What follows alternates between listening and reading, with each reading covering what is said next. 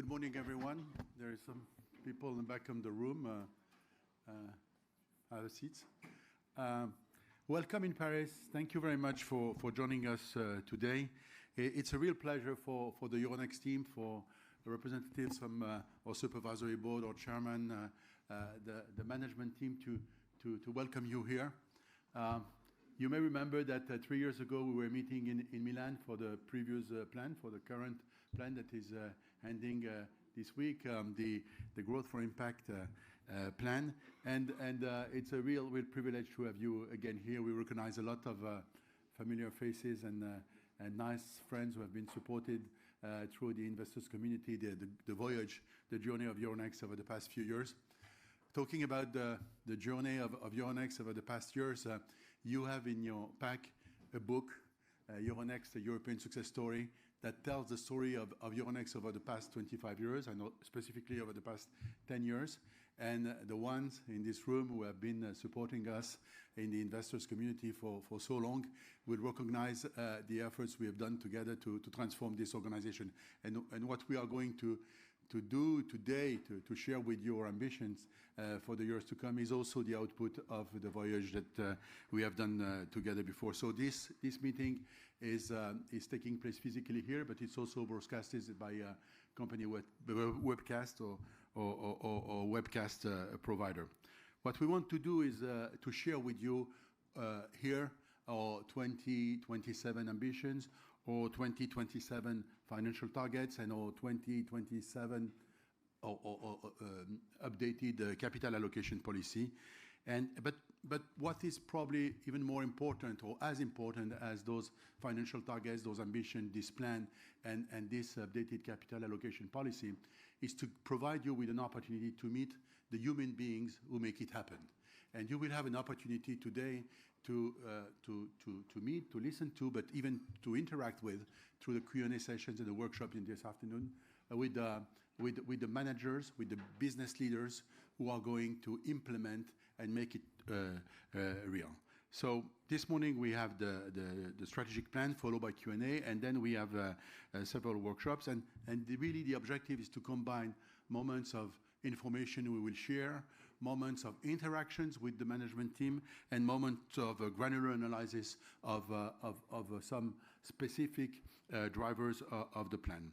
So basically, the objective this morning is to share with you what we are going to do to be more relevant to more partners, to more market participants, and what we are going to do to create more value for our shareholders. So before we discuss our strategic plan in any depth, I'd like to spend some time on the Q3 results, on the last 12 months, and on the strategic plan. Not because, and without any warning or like past performance is not an indication of future, etc. Just because what we have delivered in Q3, what we have delivered in the last 12 months, what we have delivered with the existing plan is the bedrock, the foundation, the credibility bedrock for delivering the new strategic plan. So you may have seen in the documents we released yesterday that we delivered a very strong Q3. And it's a very strong Q3 because revenue grew by plus 10%. It's a very strong Q3 because EBITDA grew by 15%. And it's a very strong Q3 because adjusted EBITDA margin expanded to 62%. And this performance on cost, by the way, because the cost discipline of Euronext remains now a sort of part of the DNA of the group. It was not always the case, so it came with a lot of efforts over the years, but that has become now a part of our DNA. This strong cost performance allows us to revise downwards the cost guidance for the full year 2024, where we believe that we will spend 620 million and not 625 million as anticipated in the revised cost guidance. And you may have seen when we go to the bottom line that the increase of adjusted EPS was significant, plus 26%, with an EPS at 1.74 euro per share, and a total amount of adjusted net income at 180 million point six for the full year, for the quarter. So on a reported basis, the EPS was at 1.54. So as I said, the financial performance of Q3 is the foundation of what we are going to do going forward, because what lies beneath this performance of Q3 is something which is more profound than the surface of top-line growth, EBITDA growth, performance on cost, performance on EPS. What lies beneath is a group that is significantly diversified and increasingly diversified. And all performance this quarter, just by the way, like the performance of previous quarter, reflects that. So we perform because we had a great organic growth top line, a great top line growth through the cycle, and in particular in Q3 and in Q3. But let me single out a few highlights of this performance of last quarter. Our non-volume related business posted very solid performance, in particular with our CSD business. I'm referring to the CSD because you'll hear a lot about our ambitions on the CSD, but in an ordinary quarter, with the only BAU ambitions, we grew our CSD business by 7.1%. Second, we recorded double-digit growth in advanced data services. I encourage all of you to be more specific and granular about data business. Euronext is moving towards a territory where we will be much more than a real-time disseminator of equity real-time data. So listing revenue grew by 3.2%. And third, our trading revenues grew by 15.7% this year. And when I say trading revenue, I mean something which again is much more diversified in terms of trading than it's been in the past. Historically, in the old good days, in half the pages of the book which is in your pack, trading is all about cash equity trading. It's not the case anymore. Cash equity trading is a large part of our trading business, but a significant and a larger part of all our trading business is fixed income trading with MTS, and you'll hear the name of this company many times this morning.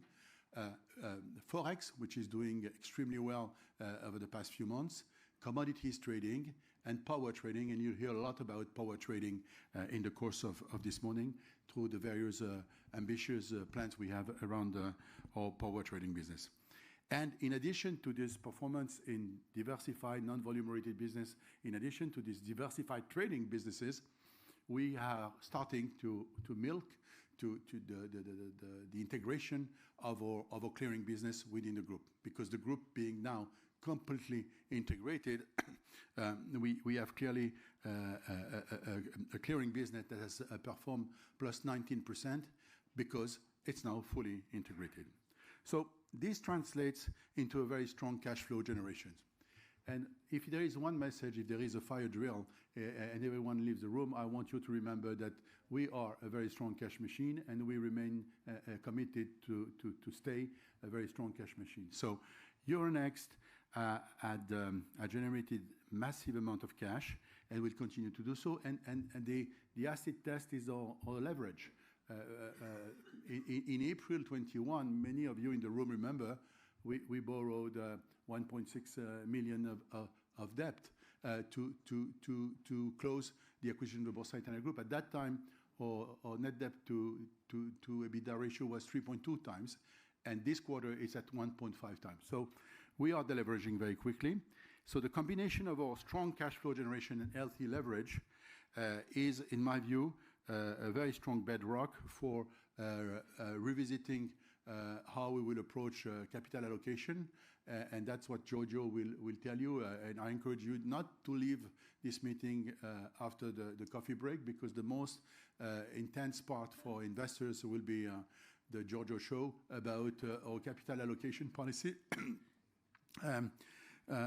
Some of the news are already out and with the share buyback, but I think it's important for you to understand the full rationale, the full analysis that cascades from strong operating performance, strong cash flow generations, disciplined M&A, updated capital allocation policy.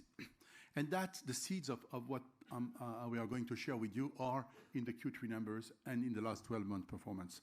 So as you can appreciate, we have reached the financial targets of our previous strategic plan, Growth for Impact, and we believe that Euronext is excellently placed to embark into a new chapter because we have delivered. And another message I really want to convey today is that at Euronext, we under-promise and we over-deliver. So I'm kindly asking the ones who believe that sometimes we are too shy, too cautious, too conservative, too prudent, to acknowledge that this is who we are. We are in the business of creating value. We are not in the business of selling dreams. We are not in the video games industry. We are in the business of creating capital. We are not in the business of destroying capital. And that what goes with it is a certain approach of credibility, as I said, under-promising and over-delivering. But I want to reassure you that we'll try much more than what we promise. We promise what we promise and what we are committed to deliver, but we'll try more. Now, let's take a moment to assess what we have achieved over the past 4 years. You know that all of you and some of the familiar faces in this room remember some of the battles we fought together that Euronext grew significantly by acquisitions. I mean, everyone, or some of you in this room remember in 2018 the acquisition of the Irish Stock Exchange. In 2019, the challenging acquisition of Oslo Børs in Norway, with interesting debates with our friends from NASDAQ. You may remember the acquisition in 2020 of Nord Pool, which is now a game changer for Euronext. The acquisition also in 2020 of VP Securities, a Danish CSD, which appeared at that time as being an anecdotal, small post-trade acquisition, but which is now a significant part of our new CSD ambition. And you may remember the acquisition of the Borsa Italiana Group in 2021. And clearly the acquisition of the Borsa Italiana Group has been a major accelerator in the transformation of Euronext, as you will hear this morning. Because thanks to this acquisition, the change of scale has allowed us to become really the backbone of the capital markets in Europe, at least for sure in the equity asset class. Because we said when we embarked into this plan in Milan in November 2021 that we would leverage Euronext integrated value chain. And we did it. We have now an integrated value chain with a single access point trading platform for all equity markets in our respective countries. That has created the largest liquidity pool in Europe. Sorry for repeating something I repeat very often, but it's clear that we trade on Euronext markets as we speak, 25%, not yet as we speak, but yes, but 25% of the equities traded in Europe. But this is a market, an equity market, which is integrated in one single liquidity pool, one single order book, one single technology platform, which is twice the size of the London equity market. I mean, whether you take average daily volumes, 10 to 11, some good days, 12 billion euro, it's twice the size of the equity markets in London. If you take another metric, which is the aggregate market capitalizations of companies listed on the Euronext single market, you get to, depending on the day, 6.5 to 7 trillion euro.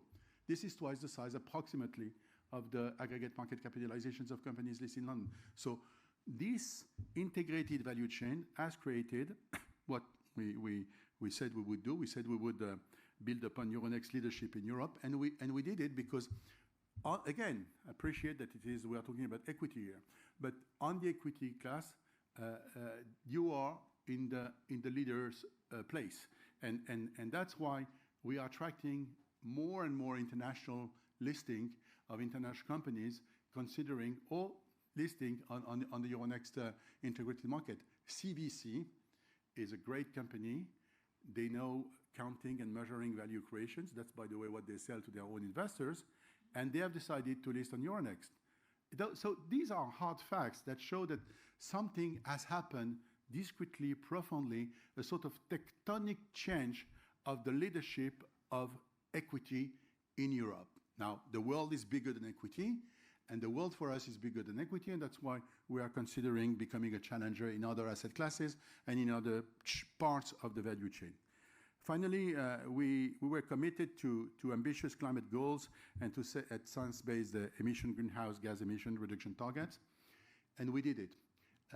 We'll have an opportunity to come back to this point, but I want to emphasize that at a time where there is some volatility or noise or uncertainty or news flow about whether ESG is still relevant and whether it should be revisited, or commitment to this part, this purpose of the company, be in terms of carbon emission or in terms of diversity, just to name the two main components of ESG, is going to be there. Now, we'll try to do our best. Working on diversity in Europe is different from working on diversity in the US. Working on carbon footprint reduction for a company that has no industrial basis is different from another company. But we are committed to go that direction. So that's why I believe we have delivered. And I think what I want to insist in these introductory remarks about the fact that we are now present in the entire value chain is we are positioned now in the best spot to address one of the most critical issues in Europe, which is to address the fragmentation of post-market and post-trade. Really, the post-trade fragmentation is the pain point of market participants. And what we have done to get organized, to be fit for the next step, is two things. First, the creation of the third largest clearinghouse in Europe. Clearly, one of the major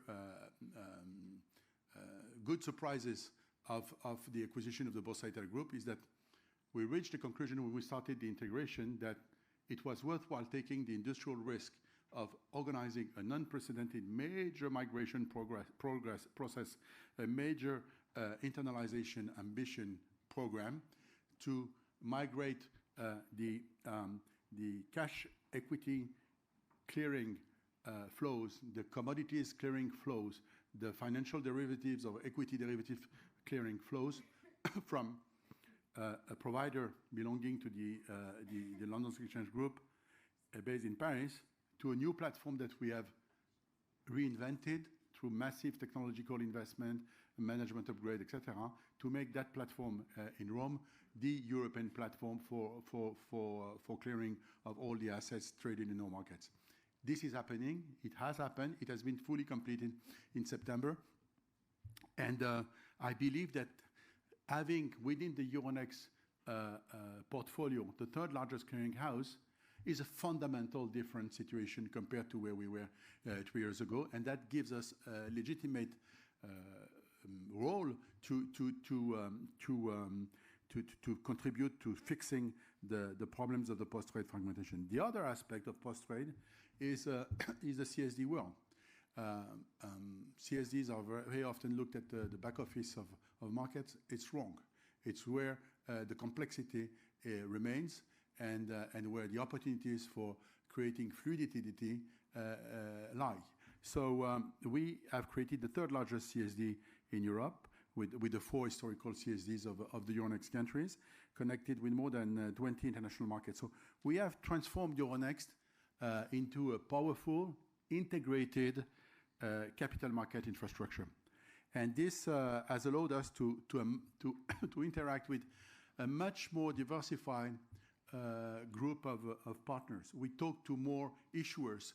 We talk to more clearers. We talk to more custodians. We talk to more investment banks. We talk to more custodians. We talk to much more people. You know, I've always found that because I'm not a quant guy, but I have some basic geometric intuitions. I always thought that the real way to represent the value you create when you grow is not a flat description of it. It should be like measuring the surface contact of a sphere. Because when you have more people talking to more people, the opportunities are not just like that. You create something which is related to P somewhere. So it is really, we have grown the Euronext sphere, and therefore we have grown disproportionately the surface contact with the various market participants. And that is yielding now, and that is the bedrock for I don't know how by the way, our sphere can be a bedrock, but you know what I mean. That's really the foundation, where having trading and listing and trading in 7 large or average countries, but in 7 markets, integrated in one single integrated market. Having a clearinghouse for 6 of those 7 markets, having a converging CSD platform for 4 of them, in terms of domestic CSDs, give us a unique opportunity to take the things to the next level. One comment on the next page about how to make it work, because the big difference between theory and reality, between theory and practice, is between theory and real life, is real life. So on the next page, you have a reminder of the unique track record of integration and operational excellence of the company. At the end of the day, no matter what your dreams are, no matter how exciting the change of paradigm styles can be, and no matter how great CEOs with T-shirts and jeans can be, the reality is that you have to make things happen for real, and this is it. We have extracted for the past 10 years 260 million of EBITDA synergies. So EBITDA synergies is all about sweat, is all about hard work, unpleasant conversations. So I think you have to realize that it's now part of the DNA. It's not something we've done by chance. And I want to focus on the most relevant, because the last update on this operational excellence DNA. It's what we have done with Borsa Italiana, because at the end of the day, when we bought Borsa Italiana in 2021, we said in April 2021, wow, it's a big chunk, it's going to be difficult, but we believe we can extract 60 million of run rate EBITDA synergies. Now we are releasing audited numbers that demonstrate that we have delivered not 60, not 100 as we thought in November 21, not 115 as we thought in February 23, but 121 million. So we have delivered twice more the synergies that were anticipated when we bought Borsa Italiana. You know, some of you in the room have done, are feeding their families by doing M&A transactions. I've done that for a part of my life. This is not very common to deliver twice the synergies that you are anticipated, especially when most of the synergies that we have delivered are revenue synergies. So are allowing us to extract the synergies of the transactions, but to grow the Borsa Italiana business significantly. And what is also very interesting, and I know that maybe very often people don't pay a lot of attention to it, but since we are a free cash flow generations minded house, I do care about this number that very often people discount. We had planned at some point of time when we were to spend up to 160 million of integration cost to deliver this amount of synergies. But at the end of the day, we closed the plan today.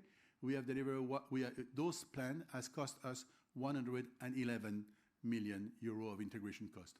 So we did not deliver 60 million of synergies. We delivered 121, and we did not spend 160 million to make it happen.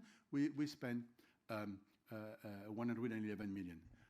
I think spending less than €1 per synergy is not that frequent for deals of this magnitude.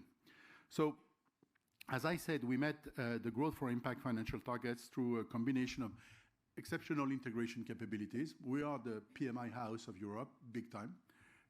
Solid organic growth, because I think very often there is a feeling that the M&A voyage of Euronext is hiding the organic growth of the company, and a very rigorous cost discipline. So if you look at the performance of the plan since 2020, the revenue organically grew. The revenue growth per year was 4.1% CAGR. So we are now a company within a top line close to 1.6 billion, compared to a top line of 1.3 in 2020. Second, in terms of profitability, the EBITDA grew in average per year by 5.3% last 12 months, 2020 against the last 12 months. And we are now generating about 1 billion of EBITDA. 1 billion of the EBITDA is not insignificant, especially when your EBITDA margin is around 60%. And again, it compares to 800 million of EBITDA only in 2020. So we have demonstrated our capability to grow through the cycle. We have demonstrated that just like Q3, just like the last 12 months, we are a company that has been able to grow over the cycle and beyond the cycle. And since our IPO, we have tripled our revenues, but we have diversified it massively. When we joined, Giorgio and I and Camille in spring and Amaury Oudard and a few others during the spring 16, 60% of the top line of the group was all about volume-related revenues, and the vast majority was cash equity trading. Now, 8 years later, 9 years later, whatever, this is the reverse. 60% of our revenues are non-volume related business. It took a lot of time, a lot of acquisitions, hopefully smart acquisitions, but definitely the output is a very significantly diversified organization with a double diversification in trading, because as I said earlier, we are trading not only cash equity now, but we are trading power with great ambitions power. We are trading Forex. We are trading commodities with great ambitions in commodities. We are trading all sorts of assets, in particular fixed income with the great ambitions of MTS. So what it means for shareholders, I mean, I wanted to show these slides for the veterans in the room who bought shares at 19 euro at the IPO, and the ones who bought shares at 40 euros, and I feel sorry for the ones who sold their shares when Giorgio and I joined at 35 euros, and that we have delivered 470% increase in the stock price. But something maybe as important as the value creation in terms of stock price, which is the real cash we have returned to people who buy our shares. And I just want to walk you through a very simplified chain. Now, what we do when we wake up in the morning to feed our families, we maximize operational leverage. We try to maximize the top lines to minimize the cost base to generate as much as possible EBITDA. Then we try to transform this EBITDA as much as we can into free cash flow. So over the cycle, over the last plan, we have delivered more than 3.3 billion of cumulative EBITDA. We converted 78% of EBITDA into post-tax to 2.5 billion of operating cash flow. And around 50% of this cash flow has been returned to shareholders. We distributed 1 billion of dividends over the past 3-4 years during the 2024 period. And in addition, we performed the first ever share buyback in 23. So the remaining 50% has been allocated to investment and has been reinvested in Euronext with capex that amounted to 6.1% of our revenue on average during the period. And let me pause for a moment here. We are efficient on the cost management of our business as usual, but we invest. This company is investing a lot, and we are going to invest more. And you have to understand that one of the key features of the new plan will be that we will take what we have built, we will invest on it to capture the opportunities that we cannot miss. We cannot afford to miss them, because otherwise it will be wasting the assets we have built. And in order to do that, we are going to invest. So get used to the concept that Euronext will remain very cost disciplined, but will invest in growth. And that's what we have done in a sort of quiet way with this level of 6.1% capex, and that's what we are committed to continue. So before moving to the plan, I just want to highlight something which is important for, in particular, the analysts in the room, that we are going to change the way we report the performance of the company to the rest of the world with a simplified structure that will segregate non-volume related revenues and volume-related revenues.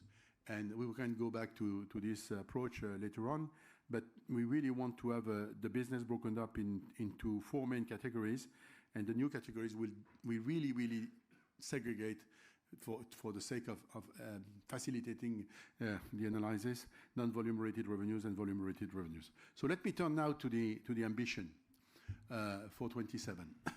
So the first thing I want to tell, and it's not only because I'm bad at geometry, because I do believe that the growth of a company is something that goes beyond the number. Today, we do a lot of tick the box, a lot of pattern recognition type of exercise, a lot of metrics that are expected to be addressed. But I really want you, and I hope the Q&A will allow you to understand that. I really want you to understand that beyond the numbers, beyond the financial performance, there are many things that happen in the company that you don't see because you cannot reflect them in your Excel model.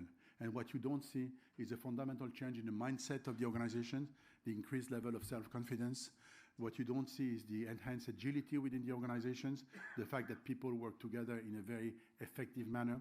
What you don't see is the change in the talent development, the fact that now people resign from a good job to join Euronext, which was not the case in 2016, where we were all corporate refugees when we took over Euronext. So things have changed massively, and you don't see that, but the sophistication of the processes, the fact that many of the entrepreneurial energy that we have in the company is slowly transitioning to scalable processes, the fact that we are transitioning for efficiency to fit for growth. All these things are happening, and you can't measure them, but you see only the output. But I want to convey a message before we embark into the sort of by-the-book investor day type of discussion that something very profound is happening for 18 months within the organization and will yield in the years to come. So we want to leverage on our success, and we want to grow organically. What I want to do is to explain how we will drive further revenues growth through innovation and diversification. We will diversify much more, and we will innovate much more. Because diversification is not an objective as such. Diversification is a tool to create resilient revenues, but innovation is an objective as such. Innovation is a way to make the company fit for the future, and that's what we want to do. So we have created something unprecedented in Europe. I do mean it. I mean, we are very, as Giorgio says, we are very humble, but sometimes we deserve to phrase it. When you compare Euronext to some of our peers, we compare our peers 10 years ago, 8 years ago, versus where they are today and where we were 8 years ago, we have created something different. We have an unparalleled network of issuers, custodians, clearers, and we have a coverage of the full value chain. So what I want to share with you today, and what the team will share with you, is how we will accelerate growth in non-volume related businesses. That's our first pillar, through harmonizations, but contributing to the defragmentation of the industry, in particular in post-trade, and also to take to the next level our subscription-based services. The second pillar will be about expanding our fixed income, commodities and currency ambition on the base of the bedrock of MTS, but combining it with the huge enabler, which has been the creation of Euronext Clearing. And third, we want to spend some time to discuss with you how, and that's the third pillar, how we will build upon our leadership in trading in Europe, which is a unique position. In order to win, you have to be a leader somewhere in one segment at least, and we happen to be a leader in equity, so we can make it something very relevant. So in order to deliver that, we hope, we are confident that we can do it, because we believe that the environment is changing for the better. I don't want to spend too much time, and we can have opportunities in Q&A to come back to that. But clearly, I'll come back to the environment, but we are going to use some fundamental enablers that we are going to deploy on ESG, on artificial intelligence. We are a technology company. We are a very intense technology company. The artificial intelligence revolution is coming. We are embracing it in a very proactive manner. We try to embrace artificial intelligence in an intelligent manner, which means that not running after buzzwords. And we try to embrace artificial intelligence in a non-artificial manner, i.e. to make it relevant for what we do for real.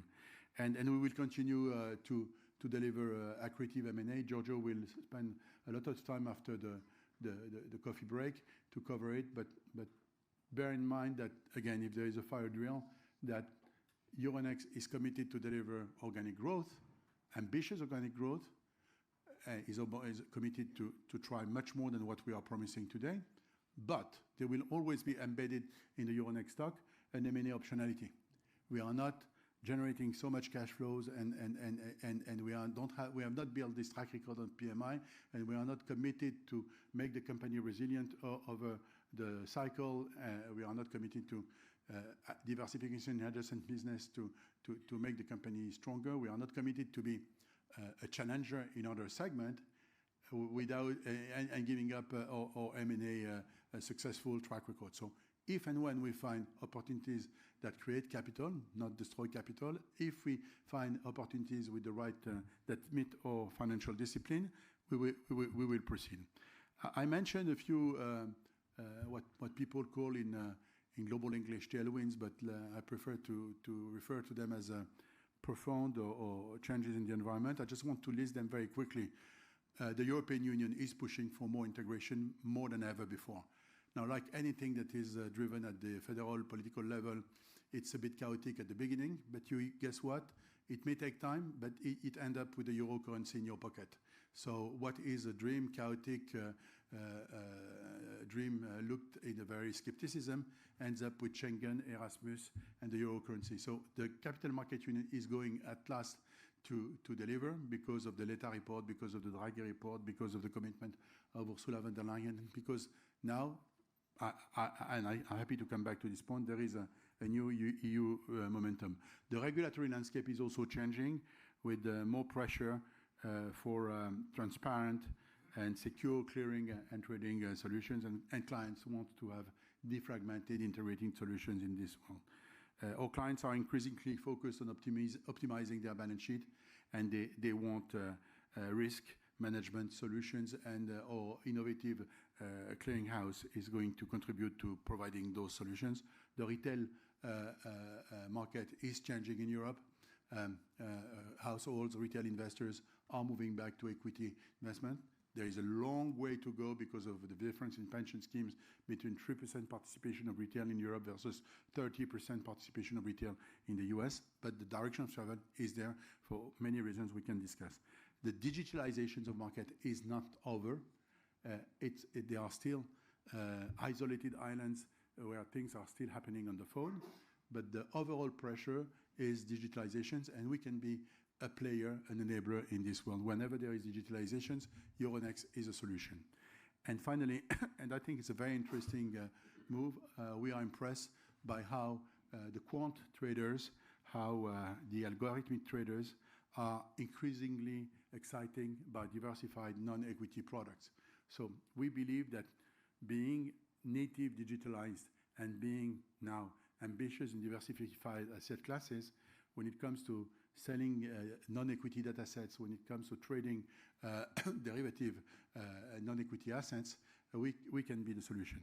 But let me focus now on the substance. And for the substance, I really want you to welcome this morning the human beings who are going to make it work. The individuals who every day wake up and try to, on the phone, in meetings, on Teams, in airports, in the plane, in very unpleasant conversations, and sometimes very inspiring and exciting conversations, who try to make it work and transform a PowerPoint into an invoice. And I want you to meet them because they are the generation that is building the Euronext of today, but more importantly, that is building the Euronext of tomorrow. So for each of the pillar, you will have the opportunity to listen to a short presentation by the leaders who are responsible, who are basically the owners, who have signed with their blood the commitment to deliver the guidance. So when some I read in the analyst report yesterday night, above 5% it's too shy. But two things you should know, or three. One, we always under-promise and we always over-deliver. Second, we will promise above 5, but we will try to deliver more. And third, which is the transition route which you are going to experience in a minute, some people have signed with their blood that they will deliver their contribution to the above 5%. So you are going to see them, and real human beings, not holograms, not artificial intelligence. You are going to see non-artificial real intelligence today.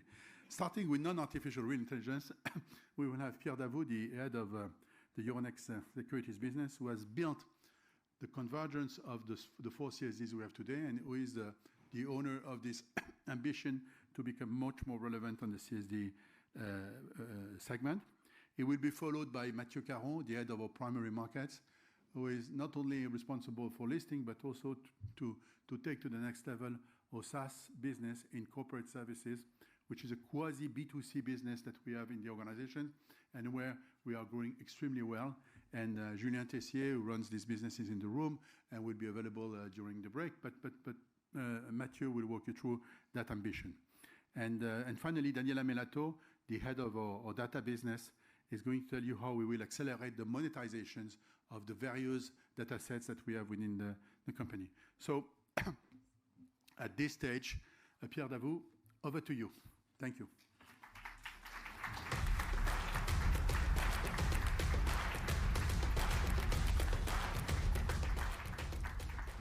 Thank you very much, Stéphane, and good morning all. Indeed, we'll spend the next few minutes on the CSD business. And the idea I'd really like to get across is that this CSD business, which many see as a boring, obscure part of the financial plumbing, is a key source of growth for Euronext and is a way for Euronext to tackle one of Europe's big problems, the fragmentation of its capital market. And to show you that, I'd like to insist on three key messages. One, we have at Euronext Securities today a unique combination of assets in Europe. Two, that unique combination of assets that we have today places us ideally to address the fundamental trend in our industry, which is a clear, bold, strong demand for European solutions. And three, we will position Euronext Securities as the CSD of choice in Europe to meet that bold demand for European solutions and turn it into growth. So let me first highlight the unique combination of assets we have. One, we service a large and diversified base of assets with more than 7 trillion euros of securities worth in our books. Two, we're integrating our operating model with the support of our customers, and that point is very important. With the support of our customers, we integrate, we converge our operating model across the CSDs we operate. Three, we run a fast-growing portfolio of value-added services to take out the pain points of our clients. Four, we are part of Euronext, and let me insist on this one. We are a critical part of the value chain of Euronext, the largest liquidity pool across borders, and that's a key competitive advantage we have over our peers. I'd like to add the last one. We have by far the best CSD team in Europe. And why? Because we have been able to attract talents that realize, like us, that plumbing can be turned into growth and that this is a very exciting journey. So we have the best CSD team in Europe. So these are our unique assets today. We will use them to tackle the fundamental trend within the market, which is a clear demand for European solutions. Why is that? Everyone wants deeper, larger capital markets in Europe. That's what we need as a continent to grow faster and to support all the investment we need to grow. But to get a larger, deeper capital market in Europe, you need to tackle CSD fragmentation. I'm not a big fan of comparing US and Europe, but let me share with you one number which is striking. In the US, you have one CSD supporting 50 trillion worth of equities. In Europe, you have 30 CSDs supporting 15 trillion euros worth of equities. So I'm not suggesting we should have one CSD only in Europe. I'm suggesting that the fragmentation we have in Europe's post-trades is holding back investment, trading, and capital raising opportunities. So there is a clear demand from policymakers, from market participants for European solutions. And we will meet that demand. Let me now explain you how. First of all, we will expand Euronext Securities' European footprint. Today, we already provide our customers with an access to more than 20 markets through the 4 CSDs we operate and the network of links we have.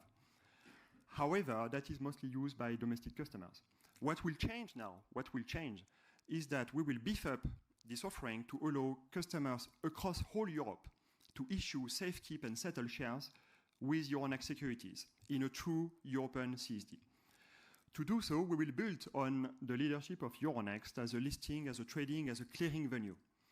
Conversely, that European development of Euronext Securities will also support the growth of Euronext on listing, on clearing, and on trading activities. And my colleagues Anthony Attia and Nicolas Rivard will come back to this later. So what I want you to understand is by expanding our European footprint, we will in effect integrate the European capital market from the bottom, unlocking operational efficiencies for our clients, but more importantly, unlocking trading opportunities across Europe. And we will tap into a much bigger addressable market, being able to capture assets under custody and settlement volumes, which drive our revenues far beyond Italy, Portugal, Denmark, and Norway, where we started this business. But that's not all. On top of growing across Europe, we will accelerate the scale-up of our value-added services. This has been a good source of growth in the past already, but we will double down on this activity in 2 areas. Data services, more and more clients who want to build nice AI model, they need quality data, high quality data. And guess what? We, as a CSD, are the golden source for settlement data, for corporate actions data, for referential data. So we have more and more client demand, and we're monetizing that, and my colleague Daniela will elaborate on how we do it as a group. The other area which we see as a very promising area of development is tax. Tax services. We just doubled the size of our tax services business with the recent acquisition of AccuPay. And with the capabilities of AccuPay and Euronext, we are better equipped than ever to solve our clients' pain points in that space. Finally, to support the growth across markets and the growth of our services, we will bring the integration of our operating model to the next level. By 2027, we'll roll out our new CSD platform in Denmark. We already have a pilot live on corporate actions. Why is that so relevant? It's very relevant for our clients because they get harmonization. This may sound as a buzzword, but I can tell you in our industry, harmonization is key. So we deliver harmonization to our customers, and because they like it, they bring more business to us. So that integration of our operating model is a powerful enabler of the growth across markets and across services. So, time to sum up. There is a clear, strong demand for European solutions today. We have a unique set of assets to address that demand. We will therefore position Euronext Securities as the CSD of choice for Europe, delivering superior growth for Euronext. I warmly invite you to come to the CSD workshop I will have the pleasure to host this afternoon if you want to know more about this exciting business. And I will leave the floor to Mathieu Caron, our head of primary markets.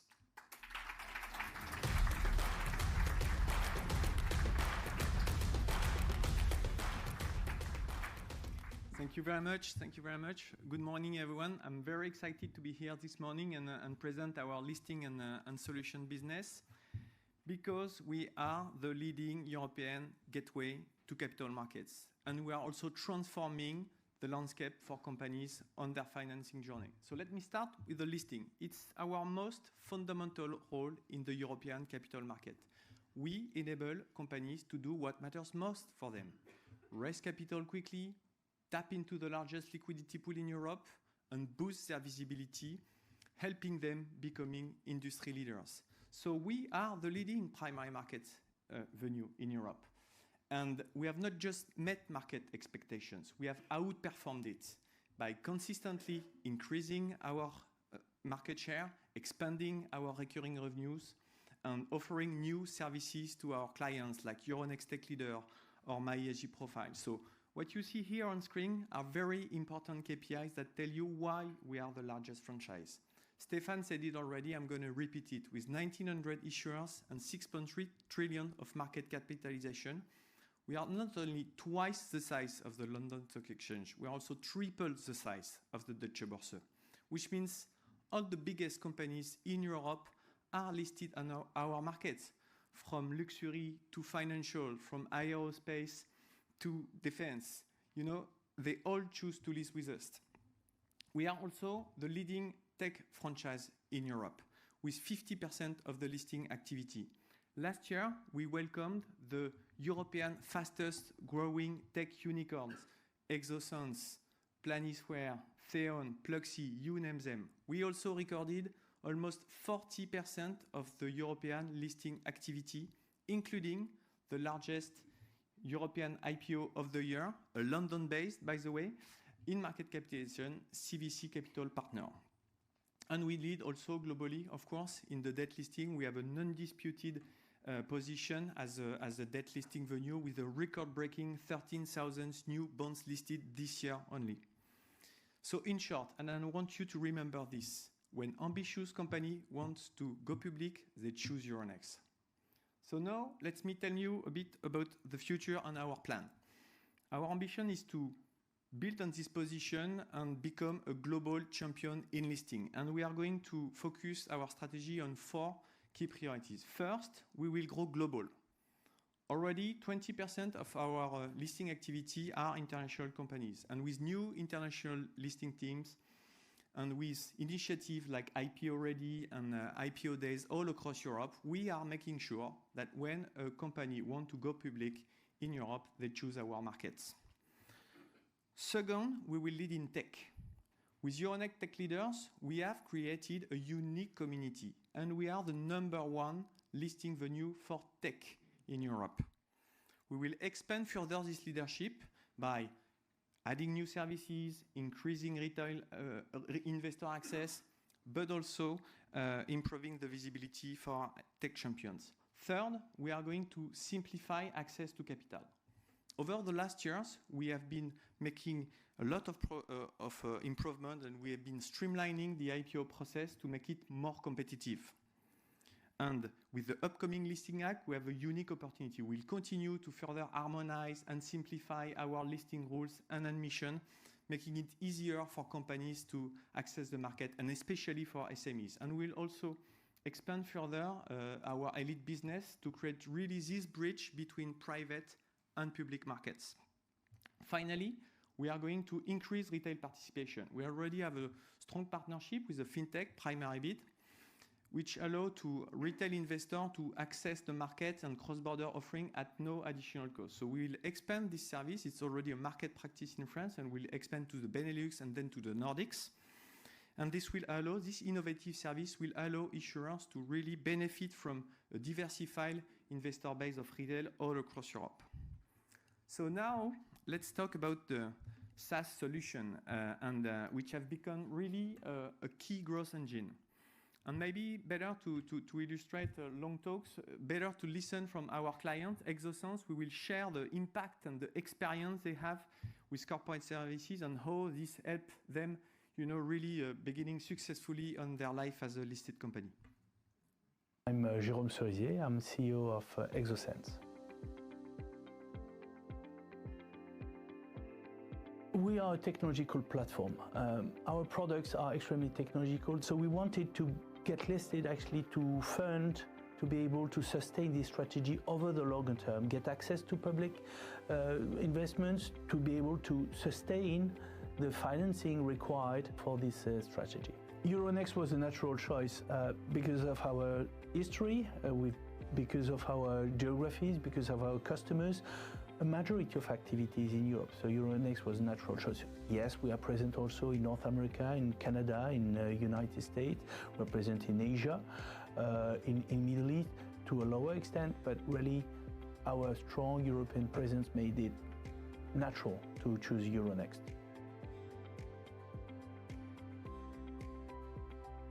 At Exosens, we are looking for enlarging our investor base. We are a young listed company, so we need to expand this base, explain transparently, professionally to investors who we are, what we are doing, and what we want to achieve. Euronext Corporate Solutions helped us in doing so, for example, by broadcasting live our first ever results. So professionally, all investors could access to the broadcast, to the live, to the results, understand what we wanted to do.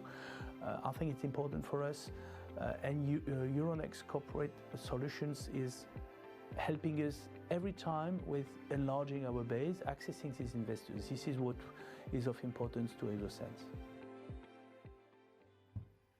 Well, thank you, Jérôme. You know, client testimonials are always the best, and I swear we didn't provide a discount to Jérôme to say these kind of words. So no, as you can see from this story, the transformative impact that corporate services has on the client, and it's just. Giorgio was reminding when we preparing the session, it's just one example among the 5,000 clients of corporate solutions. And since we launched corporate services, by the way, we're rebranding today corporate services to corporate solutions to better highlight the focus we're having now on the SaaS business. Since we launched, we have achieved a lot of key milestones. We have achieved double-digit growth every year. We have been doubling the client base, and we have been developing a key leading position as a B2B SaaS provider in Europe. Maybe just a few highlights to show this position. Our governance software, IBABS, that you know, is now hosting 1 million board meetings annually, and we have reached a record number of 200,000 users.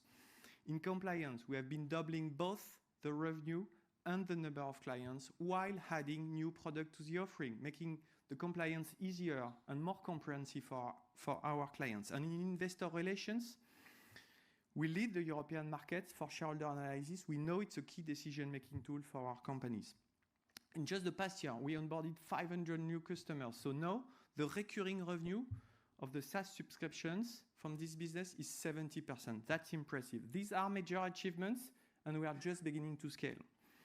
So, and tomorrow, so what about tomorrow? So we will continue to accelerate, and we will take this SaaS ambition to the next level. And we are going to invest massively in 3 key areas: products, portals, and partnerships.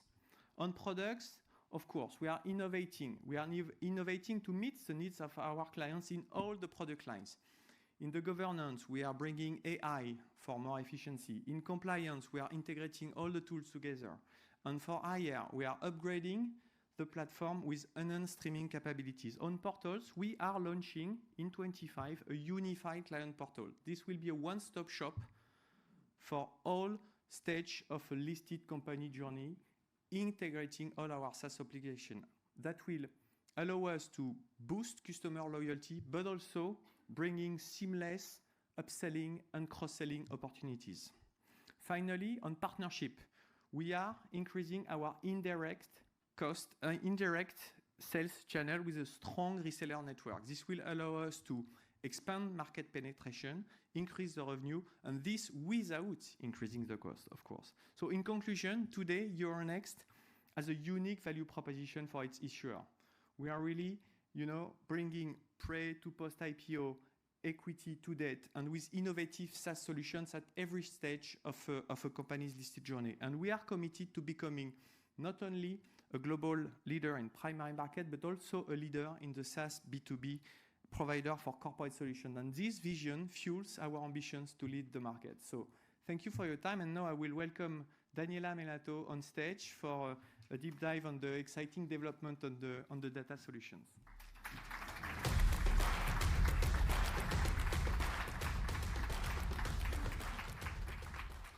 Good morning, everyone. Today, I have the pleasure to present you 2 important topics of our data strategy. 1, why Euronext is well positioned to unlock the full potential of our data business. 2, how we will generate growth with the new strategy plan. Let's start from the context. We are now in an era marked by growing demand for data. This is driven by increasing digitalization, in advancements in technologies such as cloud, AI, need for speed and decision-making. Our clients are becoming more sophisticated. They are more selective. They want trusted providers of high quality and reliable data. And this is true especially in the realm of algorithmic trading, where speed and unique insights are paramount. So, why Euronext is well positioned to capture growth opportunities? First, because we are the pan-European market infrastructure and a trusted source of data for a comprehensive range of asset classes. Second, we have diversified data sets across our integrated value chain, from listing to trading and post-trading. We now have valuable data covering 1,100 listed companies, 200,000 financial instruments, along with custody, settlement, and clearing data. And finally, our international client base is large and robust. Our data reach globally 250,000 professional users, and more than 4 million retail investors are looking at Euronext price as a reference point for making their investment decisions. So, what's the key point? Euronext, with its unique strength in this context, is fully equipped and well positioned to innovate its data offering and capture growth opportunities. How do we achieve that? Our data strategy is based on 3 key pillars: expand analytic offering, monetize the group datasets, and expand index business. Let's start from the first one. We will expand our quant analytic offering based on non-public proprietary data to new asset classes and to a wider client base. This will be supported by growing demand for this kind of analytics and on our strong quant research team and the solid client relationship that we have built over the past few years. In addition, we will also diversify our product offering. We will build on our larger client base throughout the value chain. We now have more touch points with the clients, so we can gather more insights, more requirements on how we can improve our existing products and we can develop new ones. And in addition, we will also explore how to leverage on cloud and AI in order to enhance the client experience and to distribute, to maximize the distribution of our data. Let's move to the second pillar. We now have diversified data sets following our past acquisitions. We have data for MTS, Nord Pool, the CSDs, Forex, clearing data. What we will do is to monetize the group datasets, scaling our existing data business capabilities in product design, commercialization, and distribution. This will deliver valuable synergies to all our clients that will benefit from comprehensive data through one single access point. In addition, we will also develop our commercial model in line with the evolving needs of our clients and regulatory changes. We specifically focus on fixed income and power data, which are in continuous expansion, and my colleagues Fabrizio and Camille will further elaborate on that. Finally, we will expand our index business. We will move from European equity benchmark and custom index solution with leading positioning in thematic indices into new asset classes, as we did with the launch of the fixed income indices on pan-European European government bonds, new geographies, expanding equity coverage to global stocks, new strategies to meet the growing demand for innovative thematic solutions. And also we will develop the contributing indices, obviously following the acquisition of global rate systems. In conclusion, I wanted to conclude with 3 key messages. The first message is, up to now, we have built a strong and scalable data business organization. The second message is, now there is a growth potential and we will capture it. We have more clients, more data, more customer demand. And the last message, from now on, we will move from integrations to innovation, bringing the group data business to the next level. Thank you for your attention, and I hand over to Stéphane.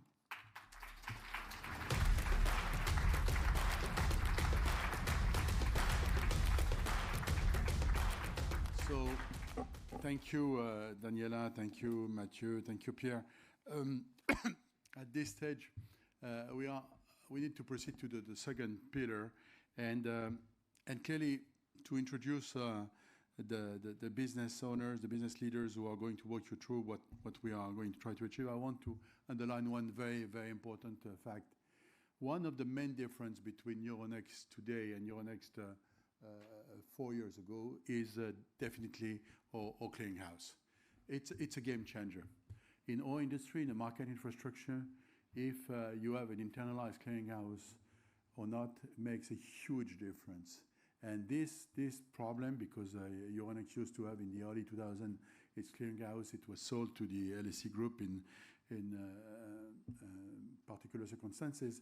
The fact that we have reversed this situation, that we have corrected this anomaly of significant market infrastructure, and the fact that we have been able to implement successfully the industrial project of transitioning a sort of local Italian-only clearinghouse into a pan-European multi-asset clearinghouse is a game changer, and that has created integrated capabilities and a real catalyst for growth. So in the next 25 minutes or so, you will be told by Anthony Attia in particular how the clearinghouse is going to allow us to expand in new asset classes, in particular or significant role in repo clearing is going to be built in a very material manner to the next level, and Anthony Attia, who is our global head of derivatives and post trade, will walk you through these ambitions. Then Camille Bedin, who is known by many of you because he was for years the partner of Giorgio and me in building the M&A strategy and the M&A execution of Euronext. He's now in charge of diversified services, and in particular is responsible for electricity trading business. Is going to give you very concrete examples of how we can use and leverage the clearinghouse to build a power derivatives offering. One of the most amazing things that we are going to do in the next few months and years that could not be done without this Euronext build-up is to combine the strength of a strong power trading platform in Oslo with a leading role in power trading in the Nordic region and Baltic regions, also to a certain extent in the Central European region, to combine that Nordic trading platform, electricity trading platform, with a Rome-based clearing capabilities. And that's Euronext. And that's what we are going to do for the next few months and years, and Camille Bedin will walk you through that. And finally, Fabrizio Testa, the CEO of Borsa Italiana, but he's also the head of our fixed income trading business and the sponsor of MTS. He has been the CEO of MTS for long. Will tell you how MTS is going to move again to the next level, and in particular, because I think MTS is one of the hidden gem of Euronext. Clearly, very few out there understand that the volumes traded by MTS have been multiplied by 4 since we acquired this company, and we are in an environment where fixed income is becoming more and more relevant, and we are exposed to the opportunities created by the boom of sovereign debt in Europe through the MTS development. So let's start first with Anthony Attia, who is going to share with you how Euronext Clearing can be the catalyst for the growth of Euronext over the next few years. Anthony.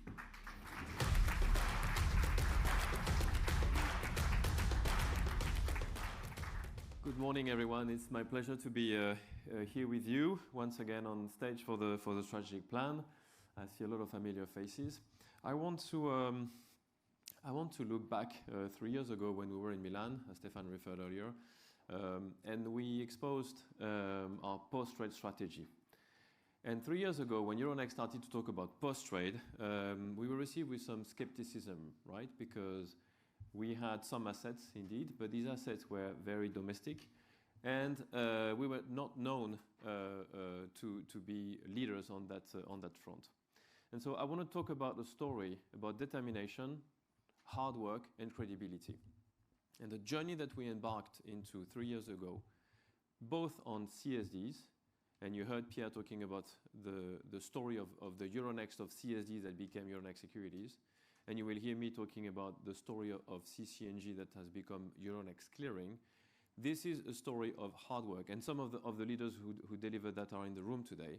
But it's also the story of us building the credibility that will be the bedrock, as Stefan explained, about the expansion strategy that we will talk about in a few minutes. So before getting into these details, I would like to share a video with you from one of our key clients. His name is Jan Bart de Boer from ABN AMRO Clearing. And Jan Bart will look back on the migration that we went into on clearing in the past 3 years, and also will open up with some perspective on the developments that I will elaborate on later on.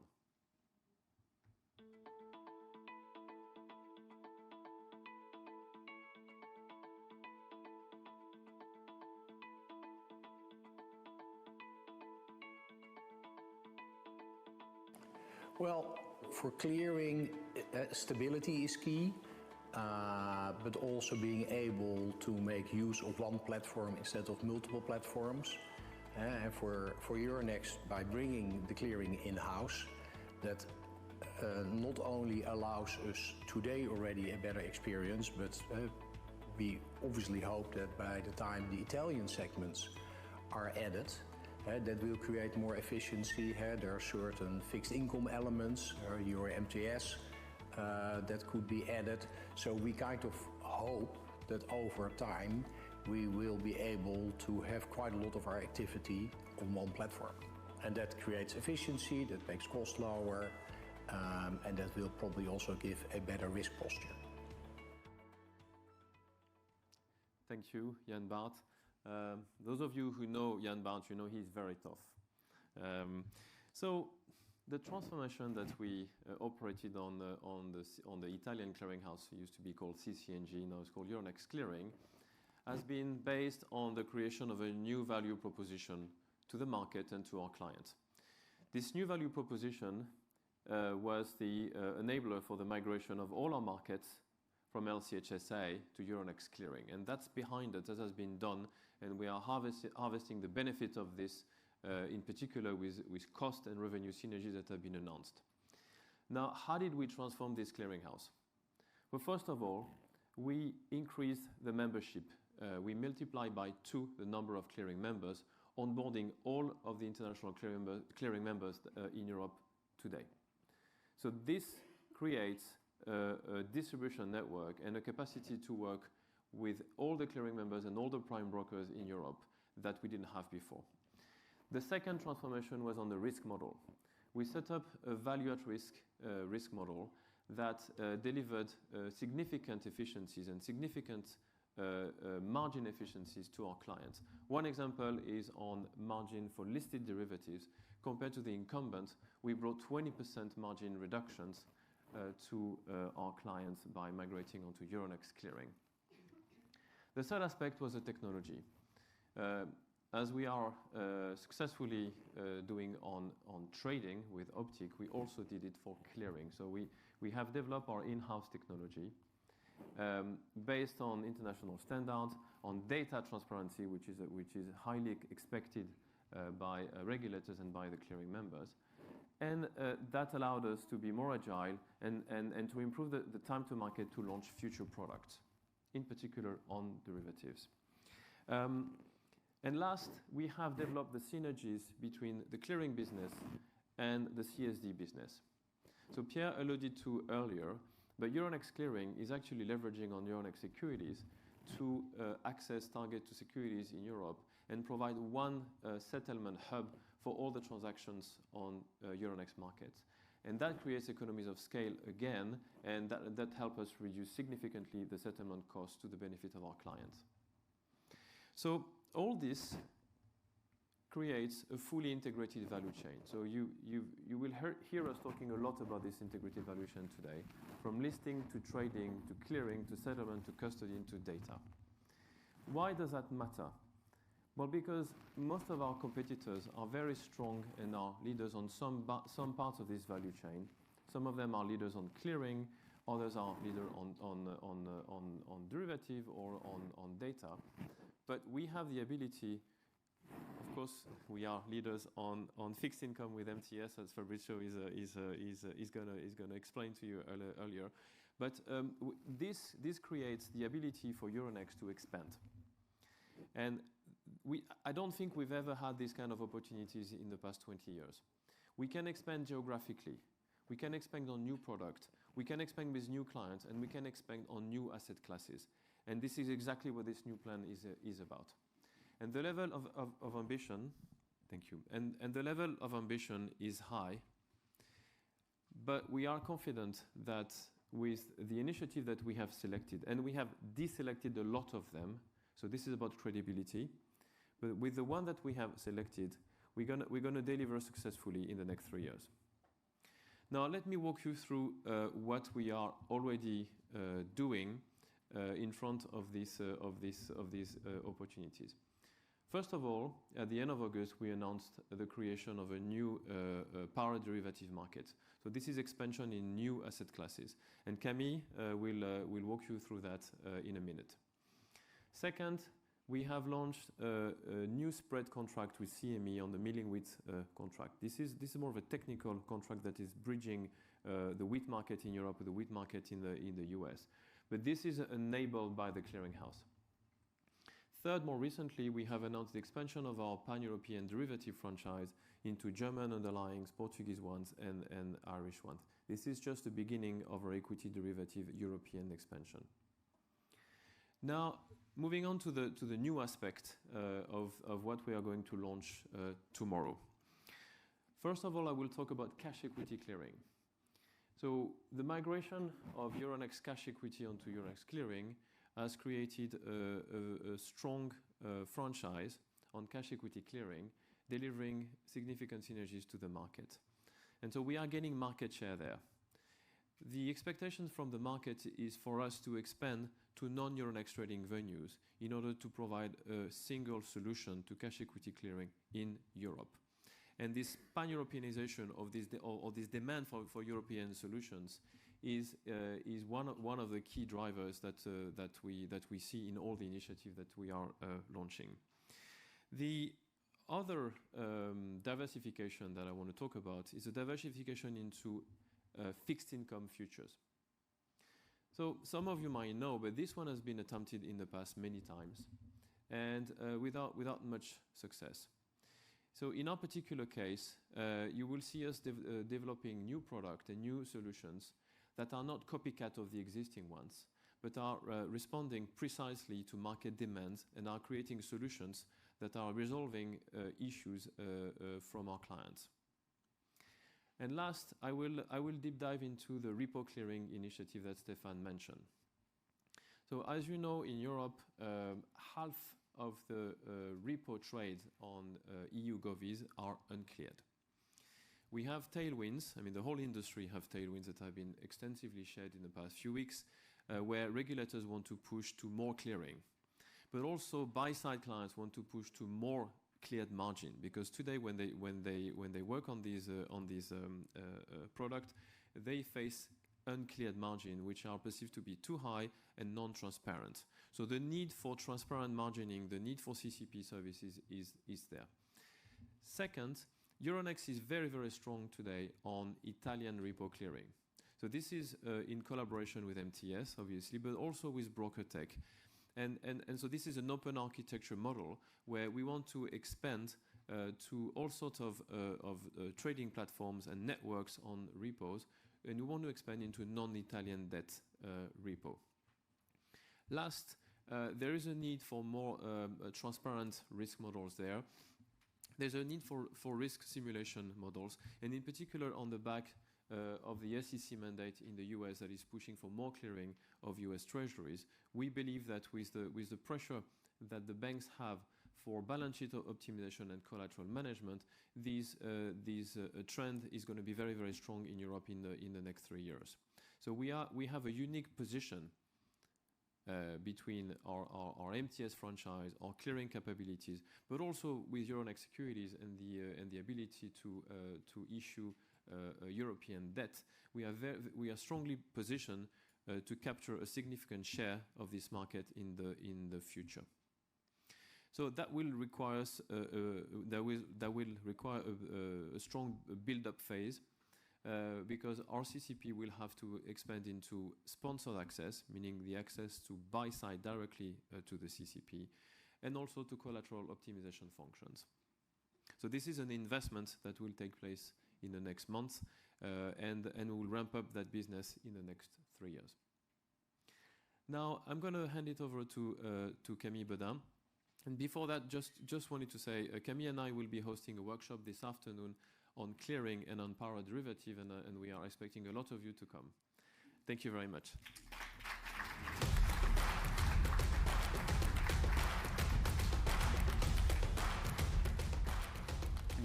Thank you, Anthony.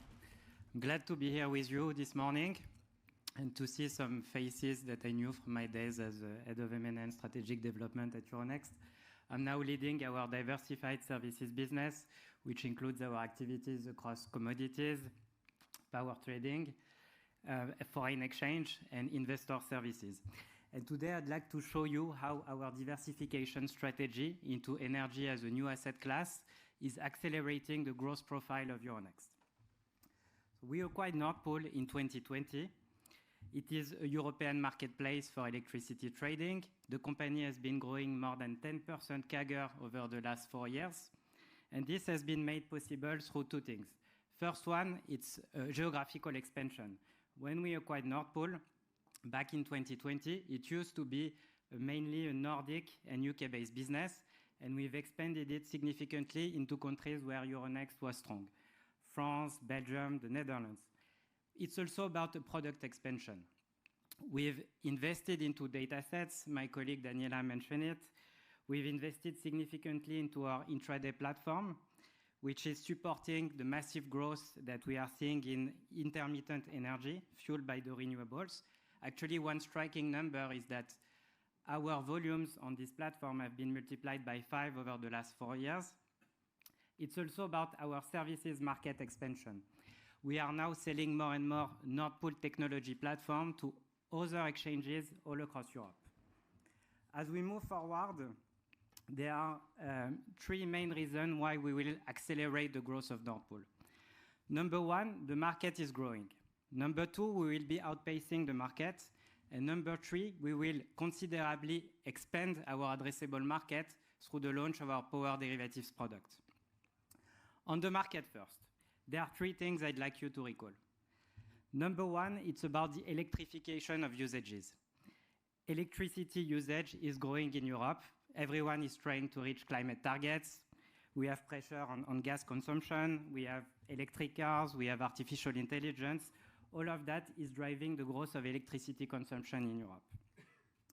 Secondly, it's about the rise of renewable. This is a mega trend. Renewables are here to last in Europe. More renewables means more volatility, which means more volumes. Because by definition, renewables is not a predictable energy. So this is driving volatility of prices. And volatility of prices means you need continuous market to be able to trade electricity in Europe. And finally, this is about the penetration of algorithmic trading. Stéphane mentioned it. It's a theme which is common across several asset classes. But in energy, it's clear that for the last couple of years, it's a trend that is accompanying the growth of continuous market. As we have seen, for instance, on equities or on FX a few decades ago, it's now taking place for real for energy. I said we are going to outpace the market. Yes, we are winning market share due to the superiority of our intraday platform on which we have invested into the performance, into the scalability of the model. Regulation will be also a supporting driver for us going forward. Regulators are mandating for a level playing field across Europe, which did not exist so far, and which is opening for Nord Pool and for Euronext new opportunities to trade electricity across the continent. We will also expand our services offering, providing services to power grids, to our existing customers. we are enlarging the data sets that we sell. Actually, the Nord Pool prices are used by customers to adapt their consumption to the fluctuating electricity prices. And we are also penetrating new geographies that will be open for trading in the years to come in Europe. Finally, if there is one thing I'd like you to remember and to focus on during the day, is our power derivatives initiative. This is a game changer. Why? Because here the ambition is to double the size of our addressable market. In order to do that, we are leveraging expertise that we have across the group. Number one, Nord Pool, which is a strong with power spot trading business with Nordic anchor. It's about leveraging Optic, the state-of-the-art trading platform that is trading derivatives product.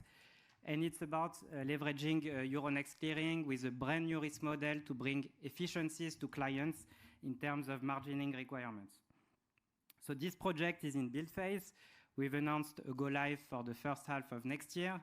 We will actually start the client testing as early as March next year, starting with the Nordics and Baltic countries, where we have this strong anchor with Nord Pool, but with always in mind the European ambition of Euronext. I invite you to come to the workshop this afternoon. It's a project that has been for long discussed with our clients, that we have heavily consulted in order to build that. And I would be keen to show you with my colleague Anthony Attia, which will cause the workshop with me, to illustrate how the ownership of a clearinghouse is a game changer in our ability to develop new products, reduce the time to market, and be able to innovate. I would like now to call on stage my colleague Fabrizio Testa. Please, Fabrizio.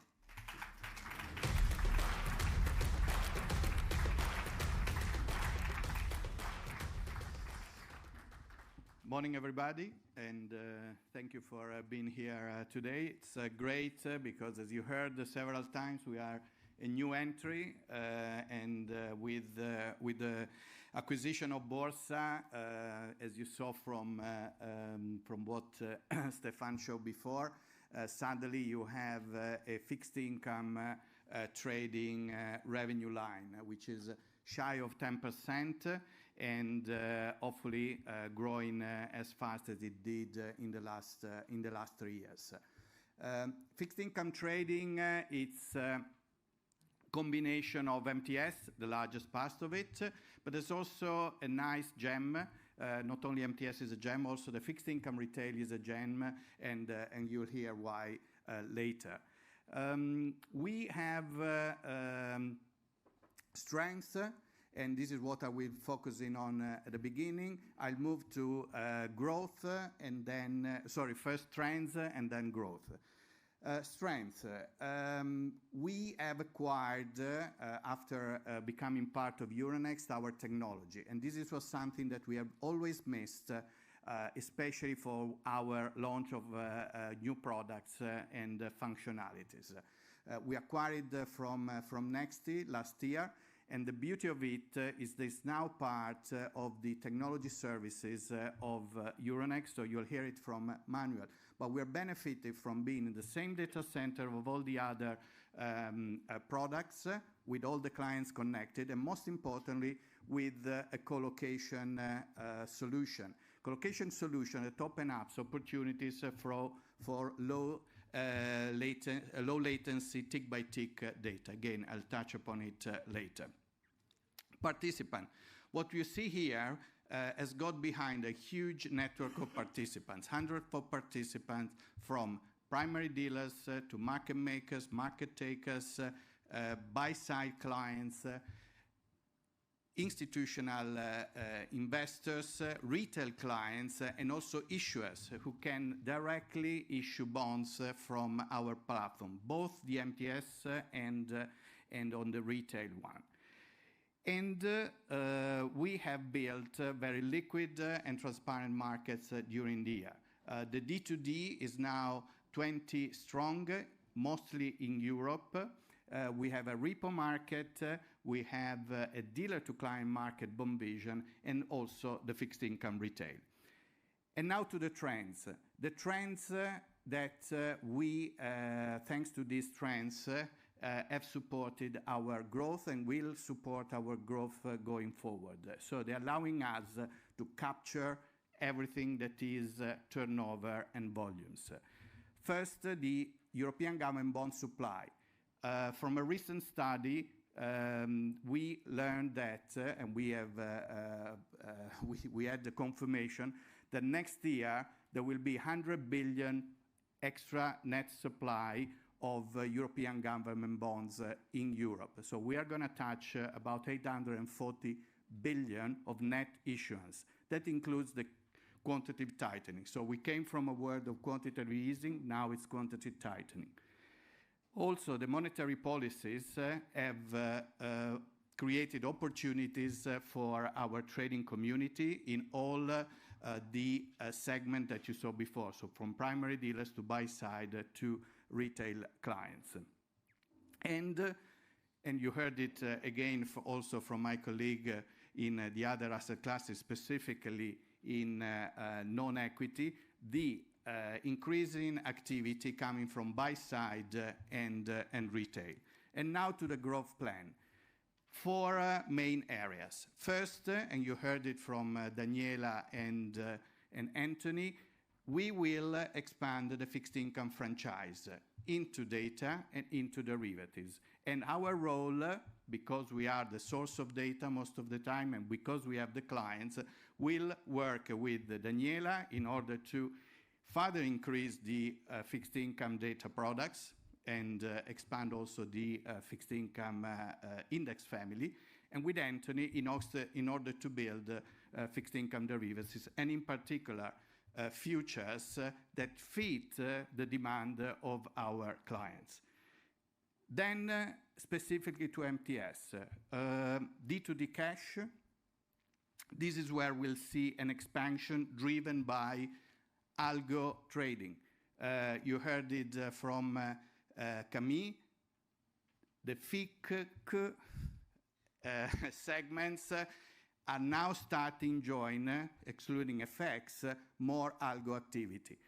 Not because necessarily you have algo firms or prop trading firms entering our market, but the very same primary dealers, the bond desk that used to trade only risk, now they have the algo desk joining them and started to apply algorithmic trading to our order book. So we expect this to keep on growing, and the fact that we now are in full control of our technology, then we can capture all that business. The next one is the need from issuers to keep on delivering on liquidity and transparency. Why investor buy and keep on buying bond issued by sovereign issuers? Because they are the most liquid. But in order to be the most liquid, you need to have a very efficient secondary market. And this is what you see when we deliver our strategy and our numbers. An example, last year we launched the next generation EU bond. The next generation EU bond is now the third largest D2D cash market among our D2D market. And this is because the European Commission has realized that only by entering into this space with MTS could be credible. On the repo market, we leverage on our clients in order to push non-Italian collateral. And then the gem, the one where we are betting and we are working hard to deliver extra revenues, is the dealer-to-client market. Dealer-to-client market, thanks to a partnership with our global dealers, who will allow us to enter the credit space and and attract more OTC activities. Now, before passing the mic to Stéphane, let's hear from one of our buy-side clients, who happens to be called Michelangelo, who will tell you how they've integrated their execution desk in our D2C platform, BondVision. Thank you.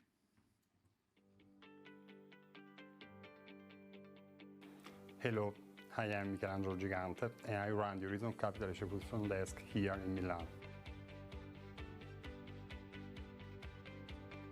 When the COVID crisis started almost 5 years ago, we created an operational unit with the aim of evolving from the low-touch approach to the zero-touch trading workflows across the most liquid asset classes.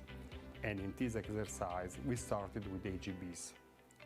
It is well known that AGBs are one of the most liquid asset classes and therefore one of the most complex at the same time. When we started this project, the main step was to choose which MTF to partner with to design and implementing a workflows capable of handling all the situations that could arise, and after an hard due diligence, the choice fell on Bond Vision. With Bond Vision, we have designed the entire OMS to market automation process to minimize latency, make it efficient, and ultimately make the most of the liquidity provided by dealers. And we have succeeded. The Bond Vision automation tool is one of the most sophisticated available on the market, and our post-trade analysis confirmed this. Almost all AGB trades now, from small to medium and big size, are handled with a zero-touch workflows. It was great. I'll be hosting with my colleague Angelo Proni, the CEO of MTS, a workshop this afternoon, so please join us. And Stefan, back to you. Thank you very much.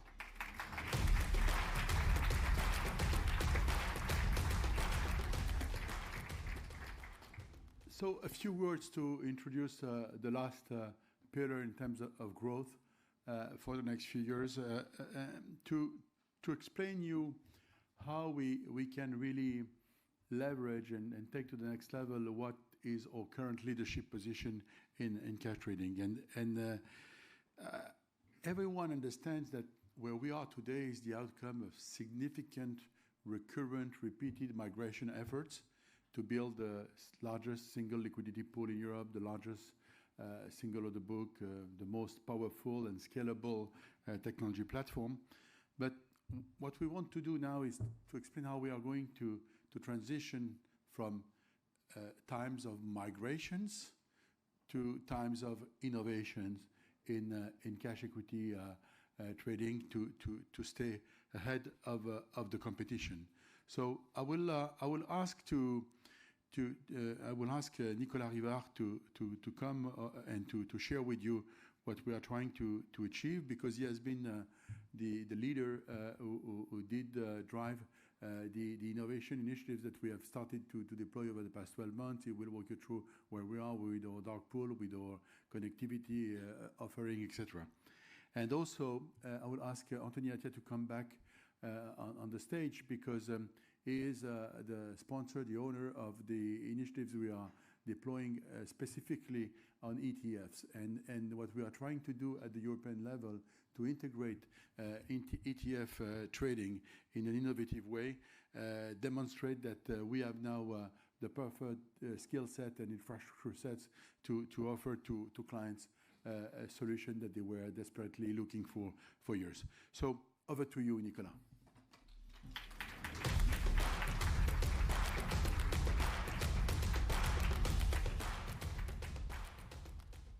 Good morning, all. Thank you, Stefan.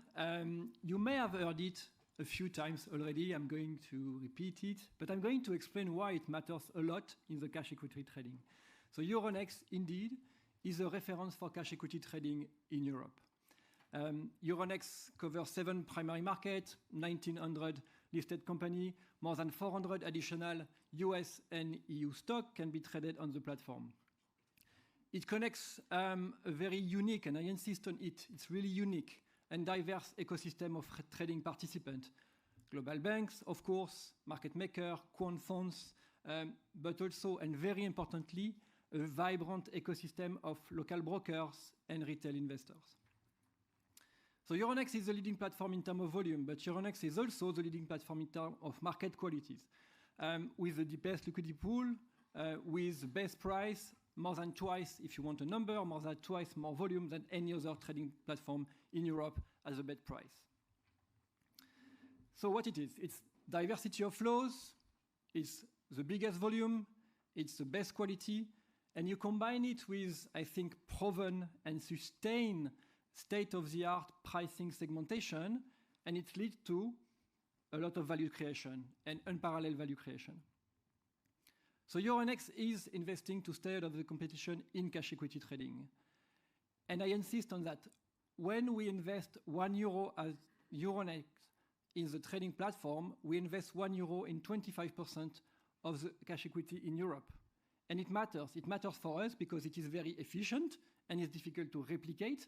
But it matters a lot for our clients because when we invest €1, they have to invest to get connect and use the functionality. And for them, it is extremely efficient to have this scale platform in Europe. So now let me guide you through 3 examples of initiatives that we are conducting to boost the equity trading business for the next 3 years. So first, retail investors are much more active in EU capital market than before. There is a political momentum. We will go further, and it will probably increase. But just to give you one illustration, which I find really striking, is plus 70%. 70% is the increase in number of transactions from retail investors in France between 2019 and this year.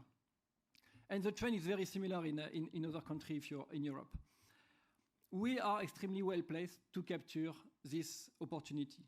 We give access to our deep liquidity pool in a very, very efficient way, in a very cost-effective way for them. We basically nurture the retail investor in a very specific way. As mentioned by Daniela, our data is distributed to more than 4 million retail investors in Europe and in the world, and it is growing through more than 100 retail brokers, and it is growing. Our Euronext Global Equity Market, which was a little gem in Borsa Italiana and now booming, allow retail investors and retail brokers to trade European and US stocks on the Optiq platform in euro at the European time zone. We will fundamentally reinforce the retail offering. We will increase the value proposition for retail to make Euronext the reference platform for retail trading in Europe. We will unlock cross-border opportunities, and Pierre mentioned that, through the post-trade integration. And that's absolutely fundamental. This is a big ask from clients. Secondly, technology is transforming capital market. At Euronext, we really strive to provide state-of-the-art technology to our clients. So we've launched in July the first Europe plug-and-play microwave connectivity from London data centers to Bergamo. And this was as the demand, as the request of the client. It was at the request of the non-collocated client who wanted to be able to have super fast, low latency network from their data center to our data center. And why it is important? It is important that Euronext really controls the collocation, the data center, and Fabrizio already alluded to why, but also the connectivity. It creates opportunities, and we will expand, we will create more asset classes, we will expand in terms of functionality, and in terms of geographies. Thirdly, institutional investors. They are always looking for additional ways to trade and new pool of liquidity. We have identified an opportunity in the dark. We have launched our dark midpoint earlier this year, because in a dark you trade at the midpoint. And guess what? The midpoint is Euronext midpoint.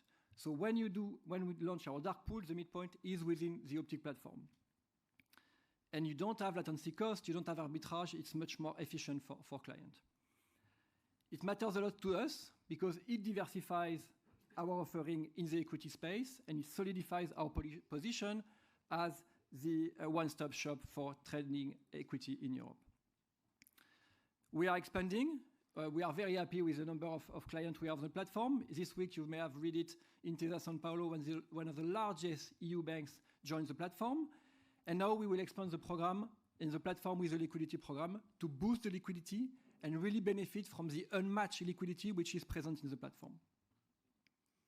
So please join me this afternoon. I will be very happy to go much more detail into those 3 initiatives, how we become the reference in retail trading, how we expand the technology and the market trading model for the benefit of the client and to boost our equity franchise. So now let me welcome back Anthony for one last initiative on how to scale the ETF business in Europe.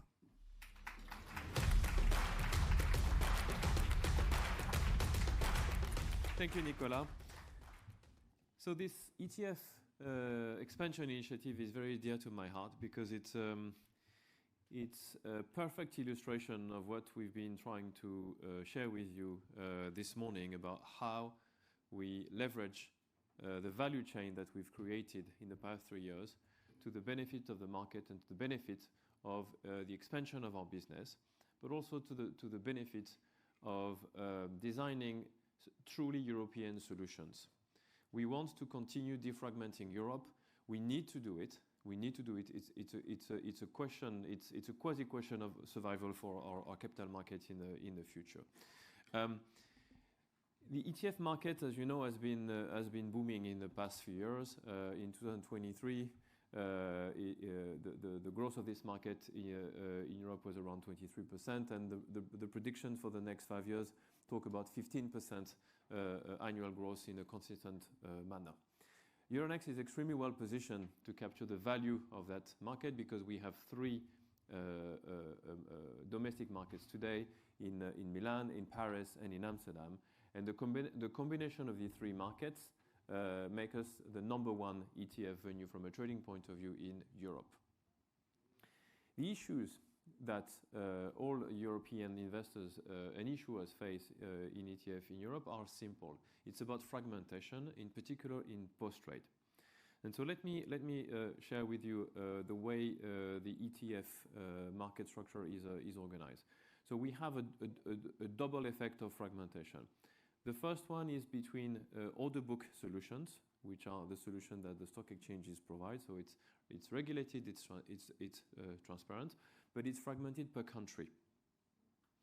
So for the same ETF issuers, when they want to touch Italian retails or German retails, they issue several times the order book for the same ETF.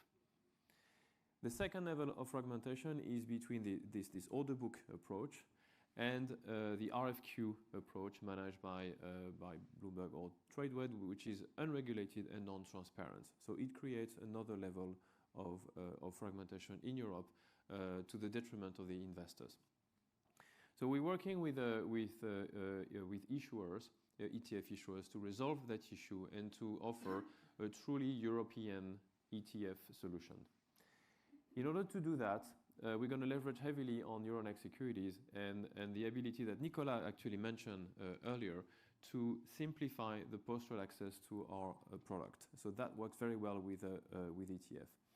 We will also propose a single order book for ETF in Europe, one order book that will allow the access to all retails across Europe. Last, this is going to create better liquidity. This is going to reduce the cost, decrease friction costs, and simplify post-trade. So we believe we are uniquely positioned to do that. It's a small CMU. It's a small capital market union. We will demonstrate that it's the next generation of model for Euronext products, where we will provide a European access to our product. Now, I think this concludes the presentation of our third pillar, and I will call Stéphane on stage to take the floor. Thank you.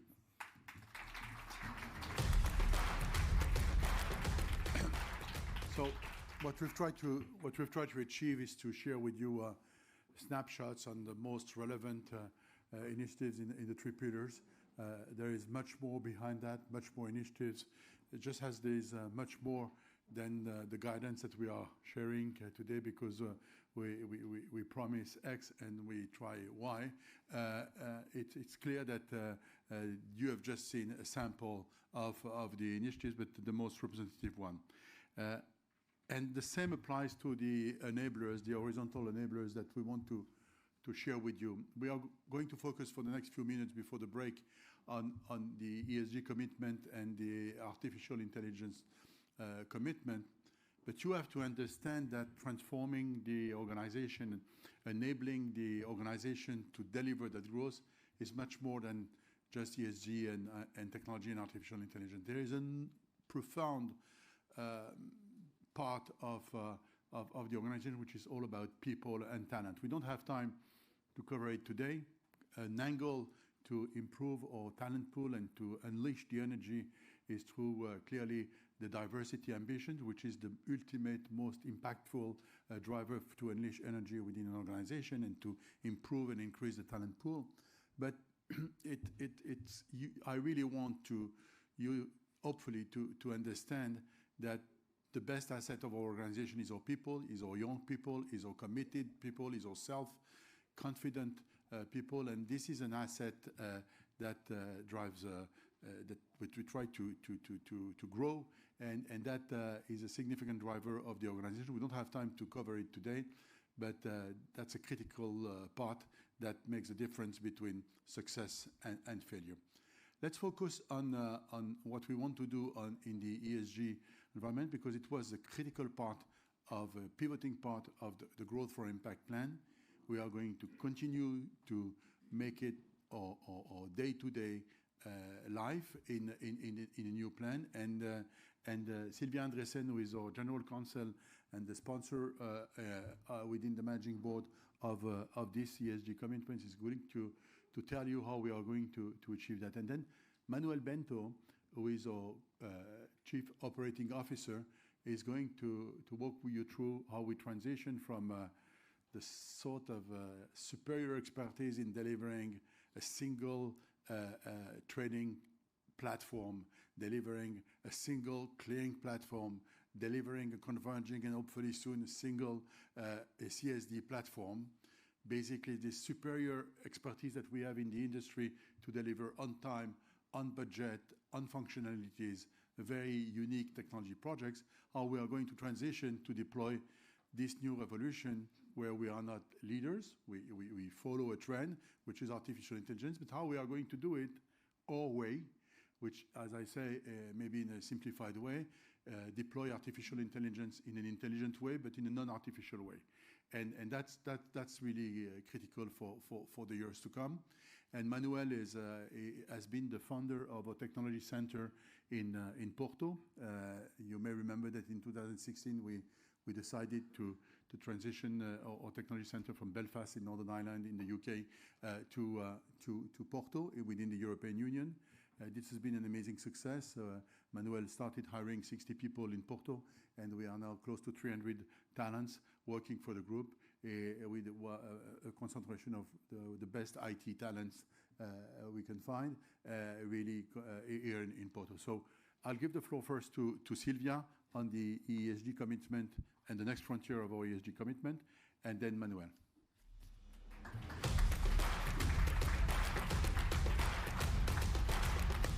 Thank you very much, Stéphane, and good morning to all of you. Like all my colleagues, I'm very happy to be here today.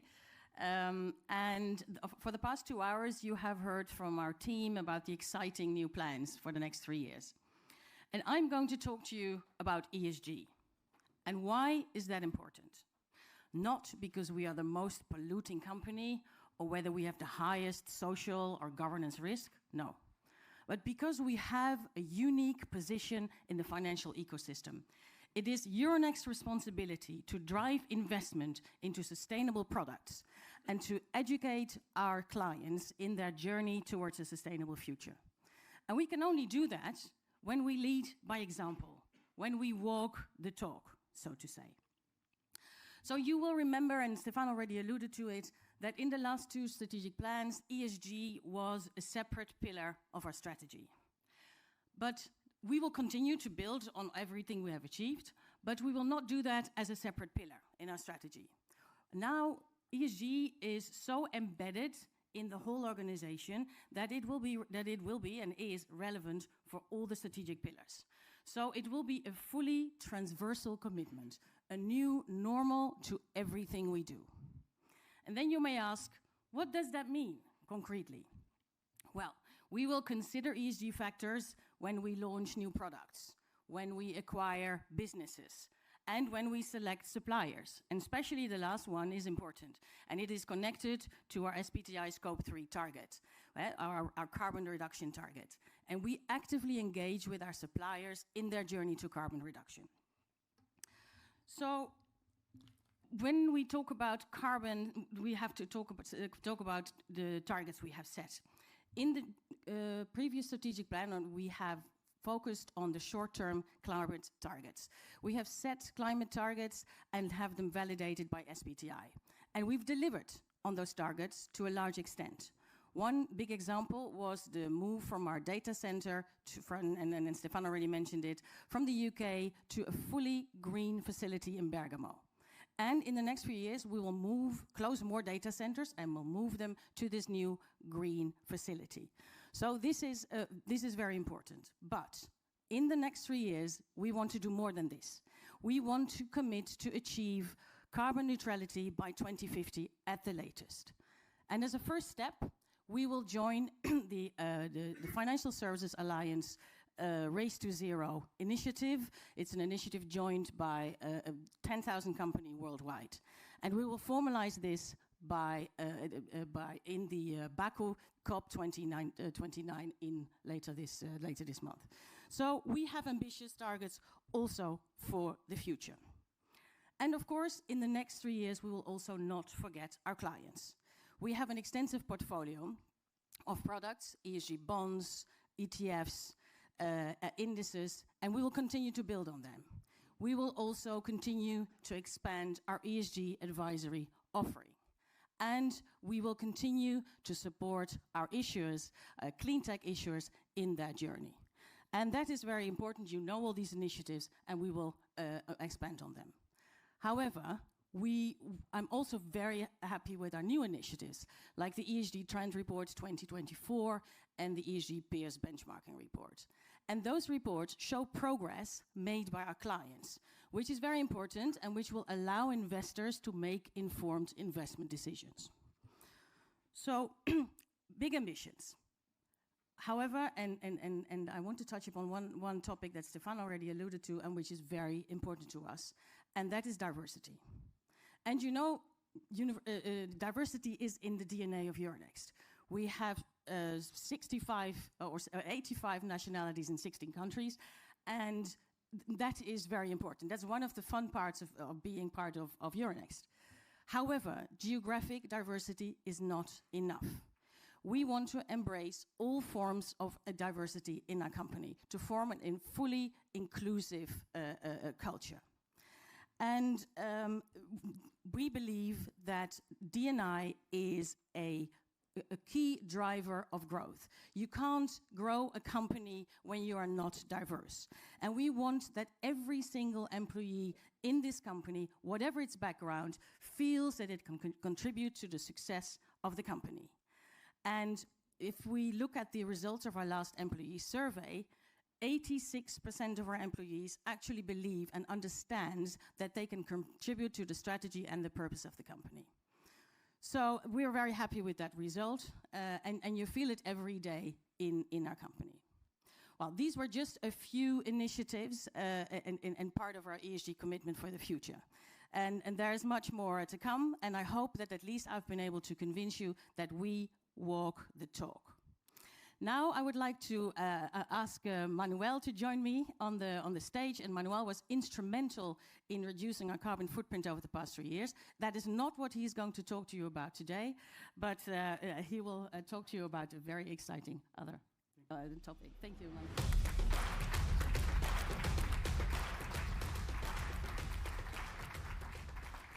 So thank you, Sylvia. Good morning, all. It's really a pleasure to be here today with you. As you heard from my colleagues, Euronext is well positioned for growth thanks to the integrated value chain, but as well thanks to the proprietary technology. Euronext is a technology company, and I will walk you through the technology advancements that we had in the past, but more important, the technology advancements that we will have in the future. Over the last years, we make strategic choices on investments on technology.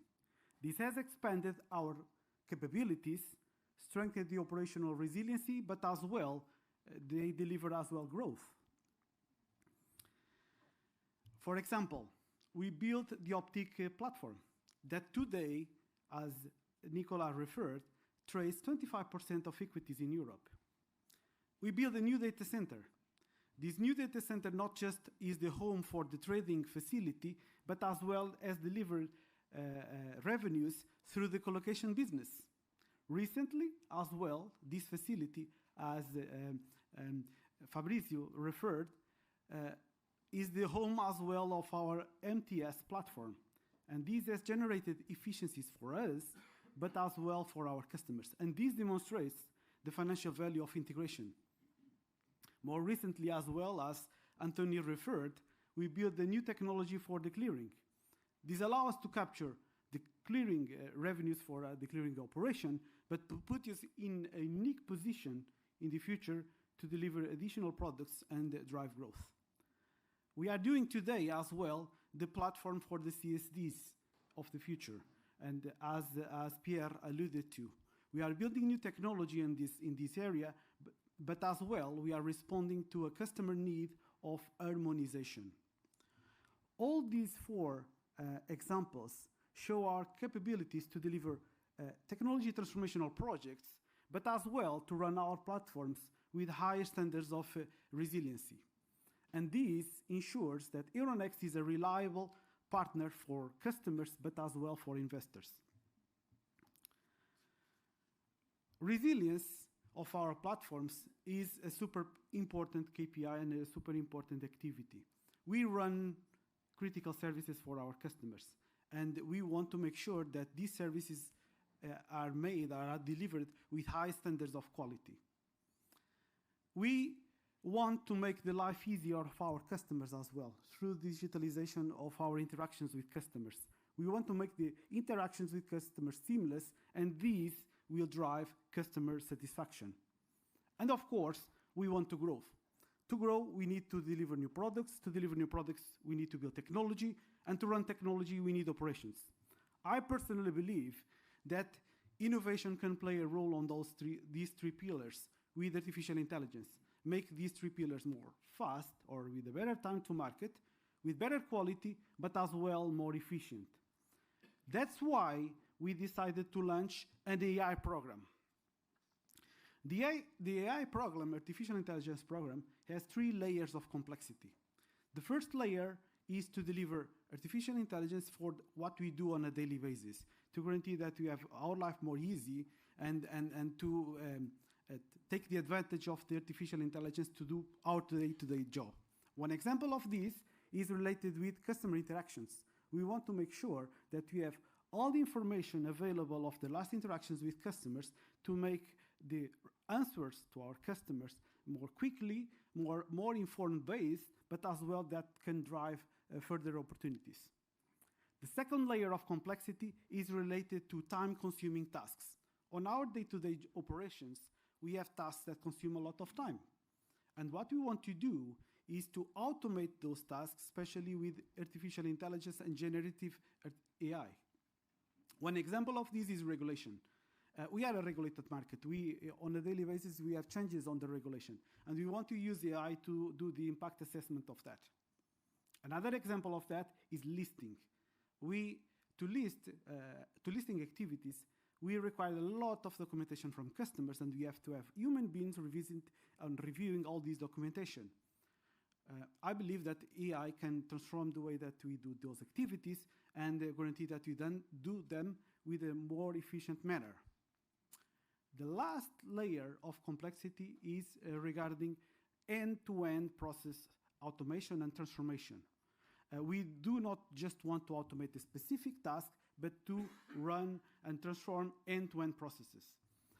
What we want to do is, for example, in the software development lifecycle, we want to introduce AI in every step of what we do. We are a technology company, so we have to deliver our own services and products through new technology development and new products that implement there.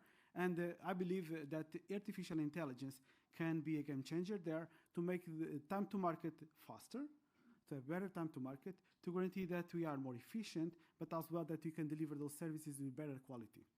So we see AI as part of the new strategic plan because it will help us to rethink the way that we operate. Finally, Euronext integrated value chain. Together with our commitment and our track record to deliver technology transformation, and as well combining that with the introduction of artificial intelligence, will put us in a unique position. Euronext will have advancements on operational scalability, on technology innovation, And this is well aligned with the plans that we have for Innovate for Growth. So thank you very much to listen to me, and now I call Stefan on stage.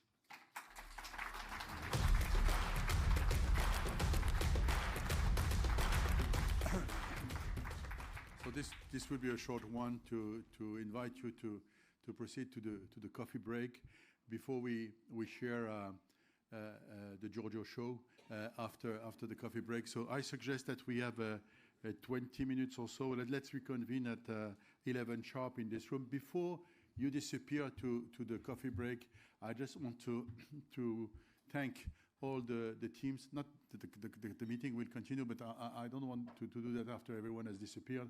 To thank all the ones who have made this day possible, the team that is preparing the implementation of this Investor Day, both on substance and on delivery, both on concepts and on execution.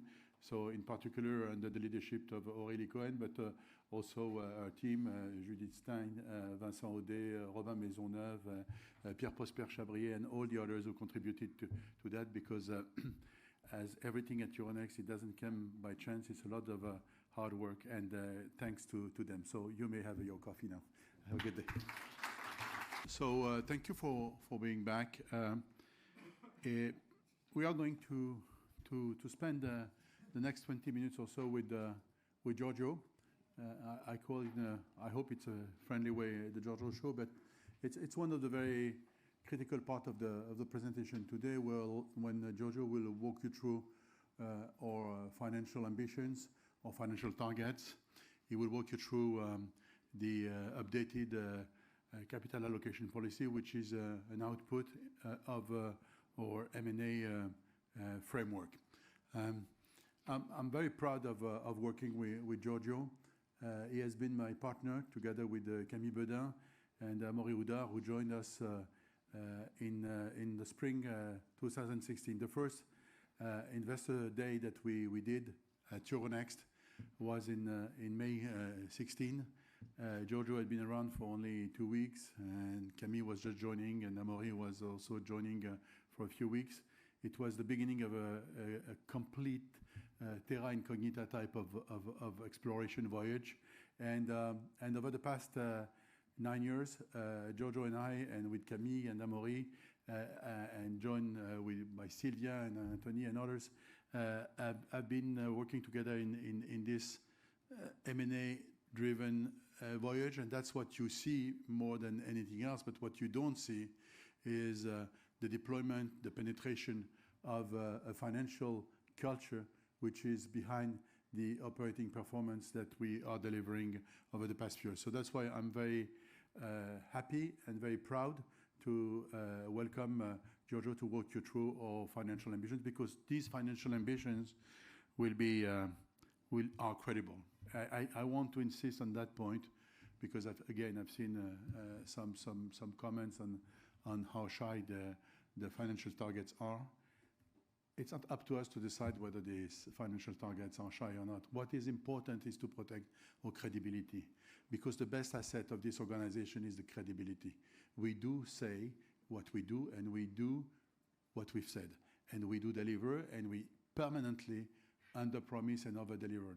So no matter whether some people out there find our guidance shy or not, we are going to, as always, under-promise and over-deliver. And I'm very proud to welcome Giorgio to walk you through the details of that ambition.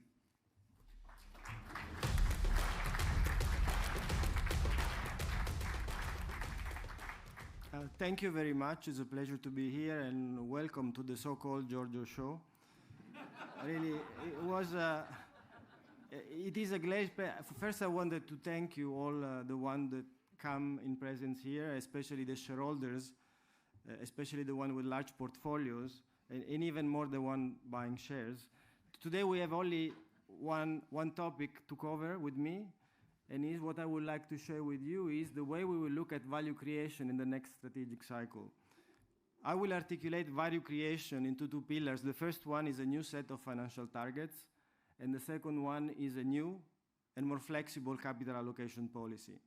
Let me start with the financial targets. Between 2023 and 2027, Euronext expects its revenue to grow organically above 5%. There are two key reasons why we believe those targets are credible. And the first one is that we see the very positive trend of top-line growth in 2024 extending into 2025 and beyond. 2024 is a pivotal year for Euronext, and the reason is simple. For the first time, Euronext was able to deliver exceptional financial results without the contribution of the equity market nor spikes of volatility. Don't get me wrong, our equity market is great. However, it did not make the difference in 2024. What I wanted to highlight that what made the difference in 2024 is, as Stefan said, diversification. Diversification into non-volume related activities and diversification of our trading business into high growth asset classes. The Euronext you see today is very different from it was 12 months ago. We have the same name, but we are not the same group. Looking forward, we see positive signs that diversification will play in 2025 and beyond, the same role it played in 2024. Let me share with you some of those positive signs. The first one is that in 2025 we expect a net supply of sovereign debt in Europe in excess of 800 billion euros. This is a double-digit growth with respect to what we had in 2024, and this will support, as Fabrizio said, the activity on our fixed income market. The exceptional growth of our renewable energy market, we continue that as remaining a key catalyst for our Nord Pool business, as Camille highlighted. And finally, we see that the integrated value proposition of our CSDs keeps attracting new clients and new assets. And we see that trend continuing into 2025. But this is not all, because 2024 also marks the year in which Euronext finally has reached its strategic autonomy. We have full control over our value chain, and this is very meaningful. We are proud to have created yet the best real-life version of European capital market. And we are committed to a role of gateway of European still fragmented financial markets. Starting today, we have an aggressive expansion plan. We are best positioned to create pan-European end-to-end solution. This is what clients want. We will keep simplifying Europe as we did in the past, but now we will do it on a new and larger scale. More and more you will see Euronext targeting new markets, delivering new products, and competing within and outside our core geographies. Let me share with you just a few examples. You have Pierre, who has shared with you his ambition to integrate even more our CSD operating models and defragment post-trade. This will be key to widen the client base of Euronext and improve the value proposition to our client.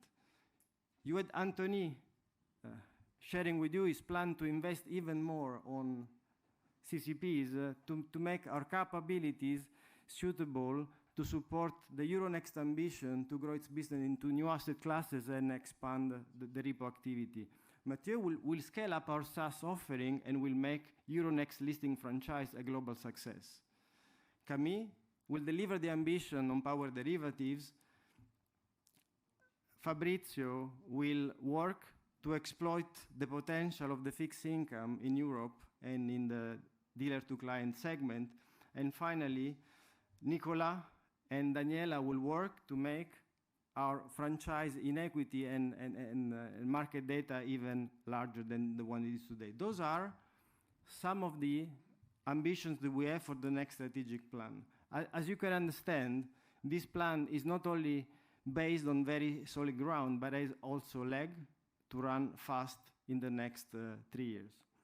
You understand that we want to deliver the most value out of our platform. In order to do that, we have taken a courageous decision to invest.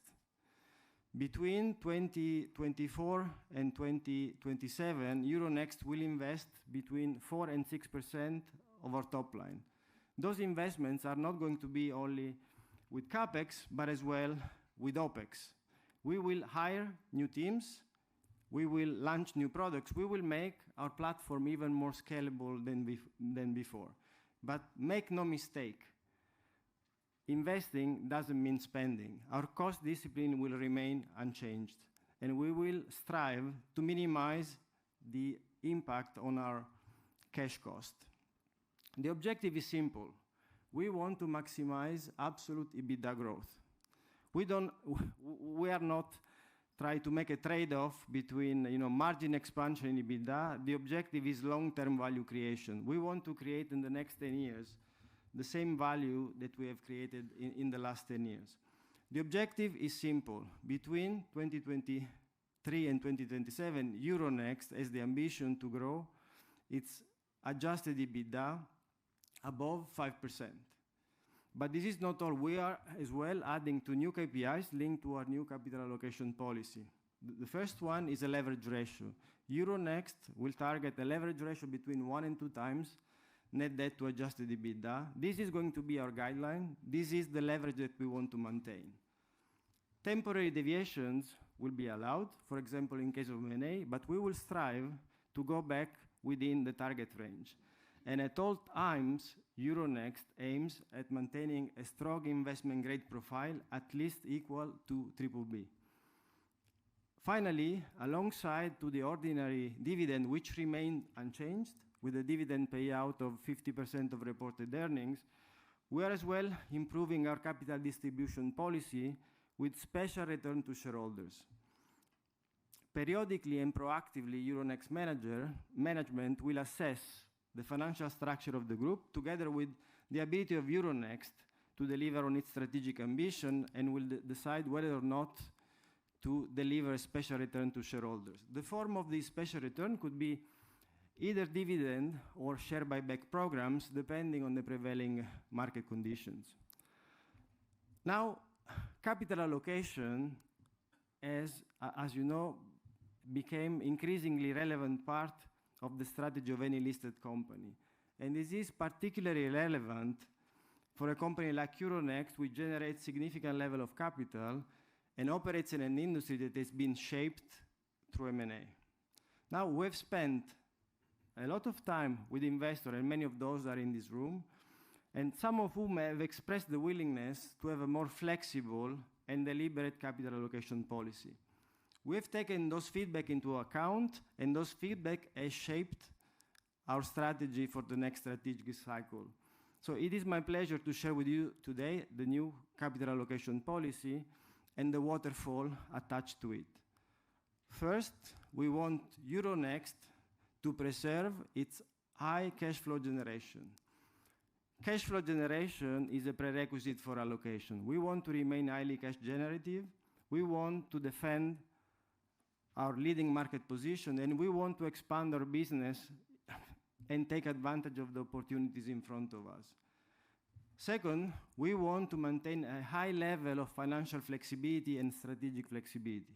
We have already commented about our long-term leverage ratio between 1 and 2 times net debt to EBITDA. Third, we want to secure our shareholder with a sustainable and predictable stream of income. For that reason, we confirm our dividend payout at 50% of reported earnings. Fourth, our focus on M&A is unchanged. This plan is 100% organic. However, M&A remains at the core of the Euronext equity story. We are striving to identify excellent investment opportunity for use that will allow us to have either to reinforce our business or to diversify it. And finally, we have defined a significantly more detailed framework for special return to shareholders. This is the last step of the capital allocation workflow. And after having checked all the boxes that we just discussed together, the management of Euronext will assess the opportunity to distribute special return to shareholders. Again, the form could be either buybacks or exceptional distribution. Now, to put things into perspective, we have laid out an example for you. So, Euronext has successfully deleveraged after the acquisition of Borsa Italiana. And now our leverage at the end of the third quarter of 2024 stands at 1.5 times net debt to adjusted EBITDA. The balanced leverage structure coupled with the exceptional capital distribution position us in an ideal position for the next strategic plan. And the reason is simple, because this means that 100% of the cash flow that the group will generate in the next strategic cycle can be allocated either to distribution to the shareholders or to value accretive M&A. If we assume a no M&A scenario, based on this example in which we will generate 3 billion of post-tax cash flow between 2024 and 2027, we will be able to distribute around 3 billion of distribution to shareholders in the form of ordinary dividend and excess capital. If we consider an M&A scenario, our firepower will remain significant. We are talking between 3 and 4 billion euros as a combination of the excess capital generation after dividend payment and the unused debt capacity within our leverage appetite that I remind you is at BBB or above. Now, clearly, in real life, those extreme examples are not likely. What is more likely is that we will have a combination between value accretive M&A and exceptional distribution to shareholders.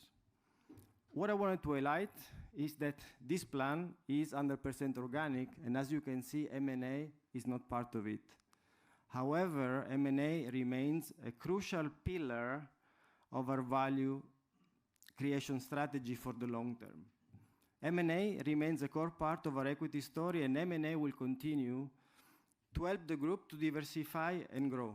The reason is simple, and we have tried to lay it out in this slide the key reason why M&A makes sense. The first reason is that we have a very strong financial profile. I guess I do not need to elaborate on that. What I wanted to highlight is that we are very disciplined in pricing the assets of the target that we've acquired. The second element is that we operate in an industry which is the ideal candidate for consolidation. It is still very fragmented, and as a fixed cost base, make it a no-brainer for value accretive M&A. Having larger, more integrated market, as my colleague explained, creates value for clients, and consolidation gives the possibility to achieve very high synergies thanks to operational leverage. And finally, Euronext, we have a unparalleled track record in synergy extraction and integration. Over the last decade, as Stefan mentioned, we have delivered 260 million of run rate synergies, out of which 120 million out of the deal of Borsa Italiana. When it comes to delivery of synergy, post-management integration, and development of new platform, we are second to none. Euronext is a world-class market operator of financial infrastructure, and as you can see, has a very humble management team, as Stefan was alluding to. So, to make a long story short, M&A is a no-brainer because it makes sense, we know how to do it, and we can afford it. Having said that, the next question is, if M&A makes sense, what should we buy? If I had to rank the question we receive from investor, the M&A list would rank pretty high. This is a question we receive all the time, and investors are not shy. Unfortunately, I cannot share this list with you for the very simple reason is that it's not possible and would not be beneficial for me and for you. So what we have decided to do instead is to develop a framework as clear as possible so that you can have an idea of the way we look at M&A without being too prescriptive. So this framework has two dimensions. The first dimension is value creation. That dimension is unchanged with respect to the previous plan. We are aiming to execute transactions that will deliver a return on invested capital higher than the cost of capital between between year 3 and year 5. And we will prioritize deals that will give us growth and predictability of revenues. Then the second dimension, which is brand new, is the type of deals. And we have segmented the deals in 3 categories. The first one is bolt-on acquisition. Those are small-sized deals paid in cash aimed at accelerating time to market and entering new segments. The second category is mid-sized deals. Those deals can be worth up to several billion And the key objective of these deals that would, in any event, represent a minority of the Euronext enterprise value, the key objective would be growth and diversification and not the extraction of synergies. Those deals would be paid in cash. And to conclude, what I would like to say is that from time to time, we might still do mid-sized deal within our core business with the aim of extracting synergies, but this is not the priority. And finally, we have transformational deals. Those are deals which are large in size and whose value would represent a majority of Euronext enterprise values. Now, for those deals, we would only target companies operating in a business which is related to our core activities. And the objective of those deals would be very clearly to extract massive amount of synergies, revenues, and cost. To say it differently, we are not planning to undertake any transformational deals with companies operating outside of our core business. This concludes this slide, and I would move to the next one. I've shared with you a lot of news today. A new set of financial targets, a new capital allocation policy, and new KPIs. Now, as a tangible sign of change and of the willingness of Euronext to improve, we are implementing the new policy starting today. As Stefan said, our trademark is that we do what we say and we comply with our policy. We launched today a 300 million share buyback program that will practically be launched on Monday. Now, why now? The reason is simple, is that we have reached excellent financial results. Our financial structure is balanced. This program will not impair in any way whatsoever our ability to fulfill our strategic ambition, and the market conditions are perfect. Before concluding my presentation, just two final remarks on my side. The first one is that during the execution of the buyback, everything being equal, you should think that our leverage ratio will not deteriorate, as our organic cash flow generation is equal or higher than the one required by the program. And the second element that I wanted to highlight is that if you're asking yourself whether you should expect a buyback every year if the leverage is below 2 times, then the answer is no. You should not expect it. I was clear on that. Leverage is only one of the elements that the management will take into consideration before deciding on the buyback.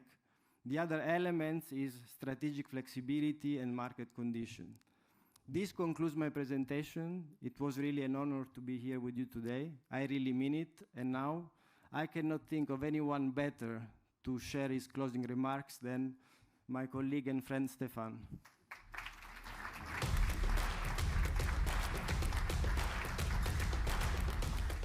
So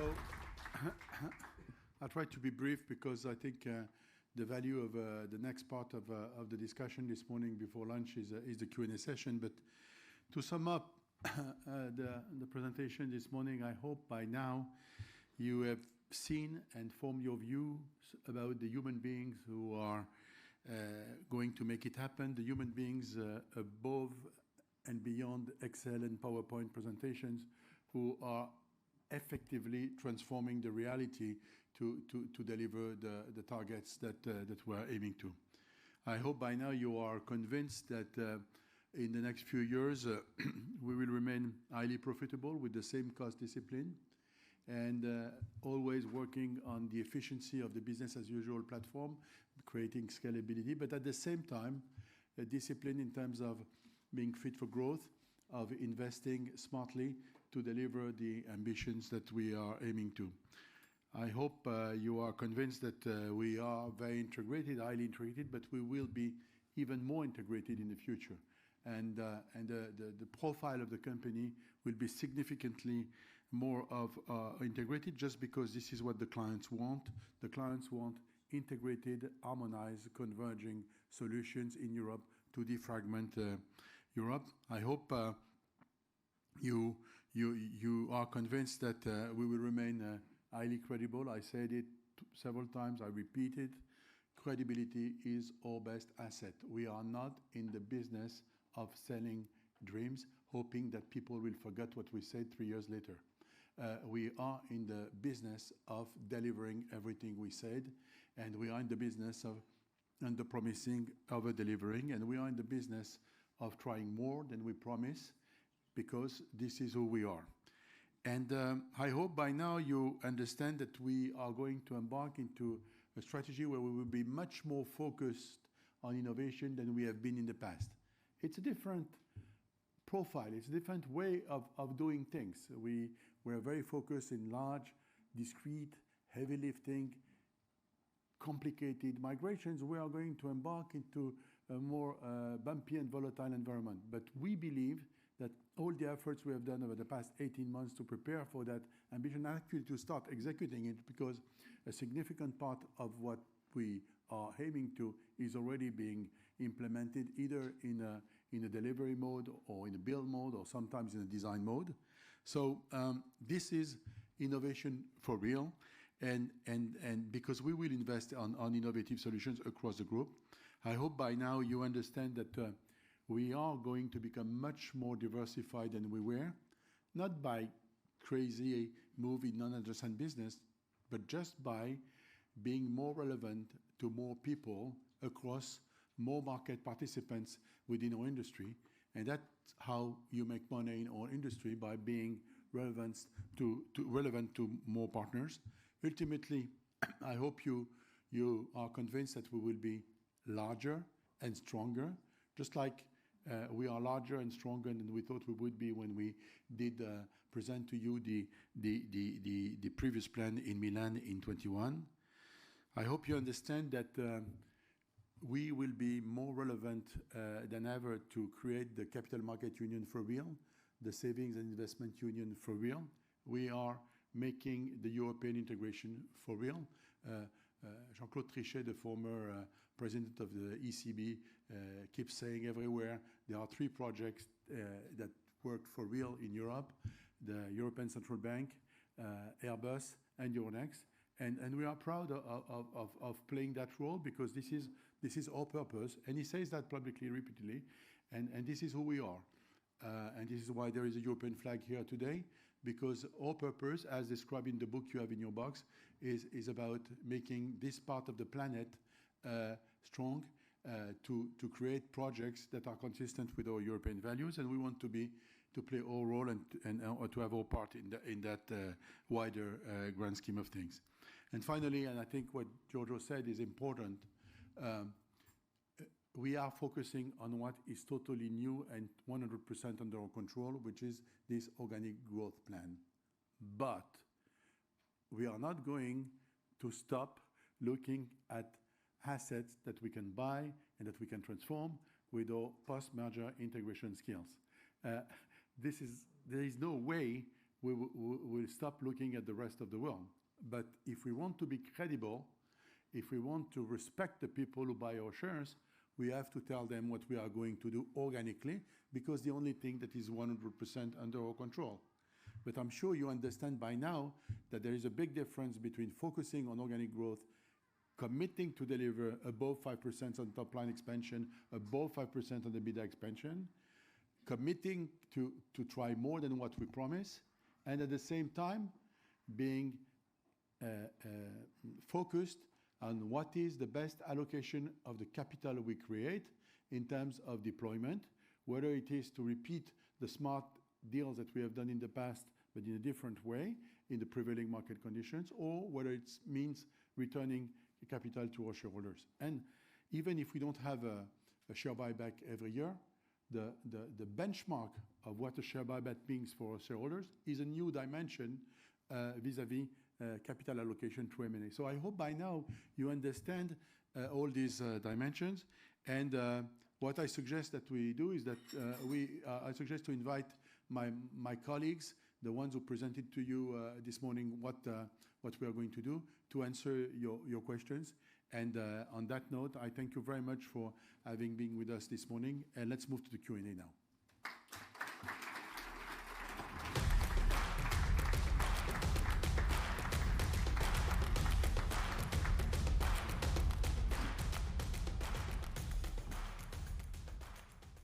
So to get things in order, I suggest that we take first a round of questions from the room.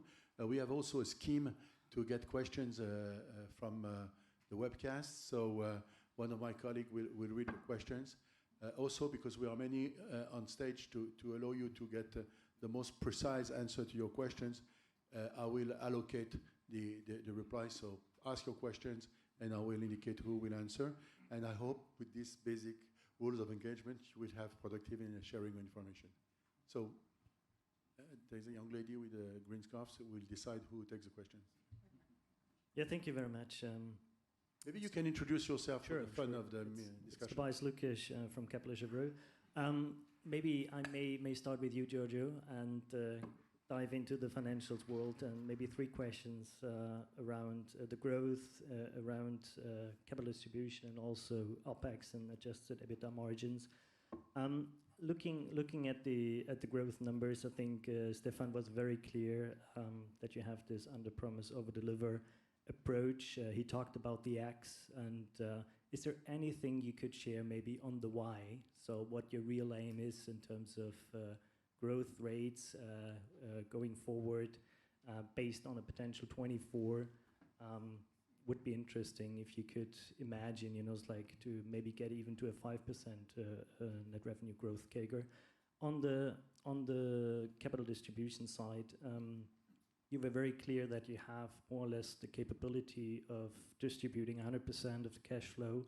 Now we're at 1.5 times net debt EBITDA. The 300 million share buyback will not change that number. So going forward, I was a bit puzzled when you at the end said, okay, we shouldn't bake in a kind of steady capital distribution in terms of share buyback on top.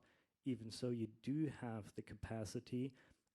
Maybe you could shed a bit more light on that, why that shouldn't be, like also reflected at the end of the day in the consensus numbers. And lastly, on the adjusted EBITDA margin, so you mentioned the 4 to 6% capex that you're looking at. You also mentioned some OPEX investments for the business. I was just wondering how we should read that, like in terms of net revenue growth compared to OPEX growth, and if you see any potential margin decline here. Thank you. So I read your question as, can you give us another target? And the answer is no. We have debated quite extensively with the supervisory board, so the breaking it down by business line on by year, it wouldn't work. I believe that what I've tried to share with you is that when you read the above 5%, I believe you should take into consideration that some of the trends that you are seeing in 24 will extend into 25. And if you look at the run rate of some of our business at the end of 24, would still entail some positive quarter-to-quarter performance at the beginning of next year. But I cannot share with you a target for next year. What we will do in February, we'll share a target of cost. But once we have delivered the long-term growth rate for the plan, we will not break it down.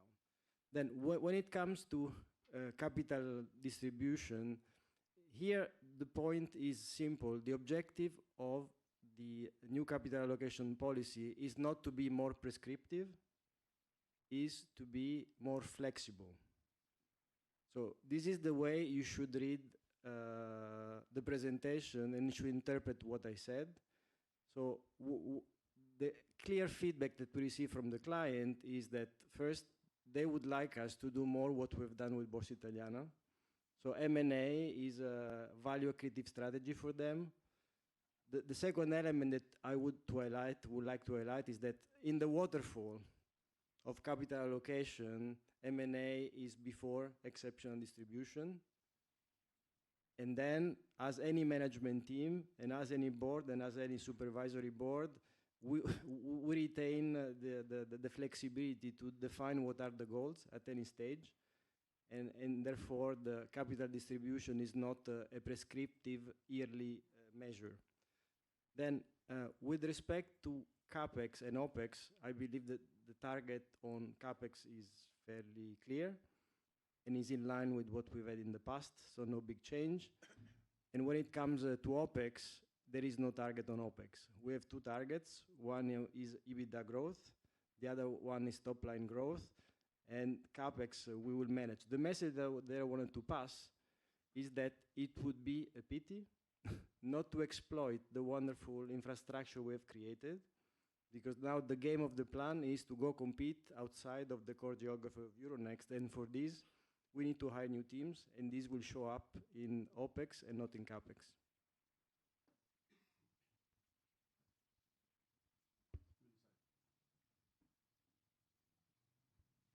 Hi there, good morning. It's Ian White from Autonomous. Thanks for those presentations. I had 3 questions as well, please. First up on the sort of CSD consolidation argument. I guess some of your competitors have sort of tried to do this over the years, whether it's looking to T2S or CSDR as a catalyst. And broadly speaking, I don't think it's worked. So I guess, what is it about the Euronext group in 2024 that means you're more likely to succeed where some of those competitors have failed? Maybe some technical details around that would be interesting, please. So that's question 1. Secondly, on the fixed income derivatives in particular, both on the cash, the clearing, and the derivative side, what consideration have you given or are you giving to the introduction of some innovative structures, sort of revenue sharing or equity-like incentives for key dealers to get some traction with those measures, please? Can you just provide a bit more colour around that?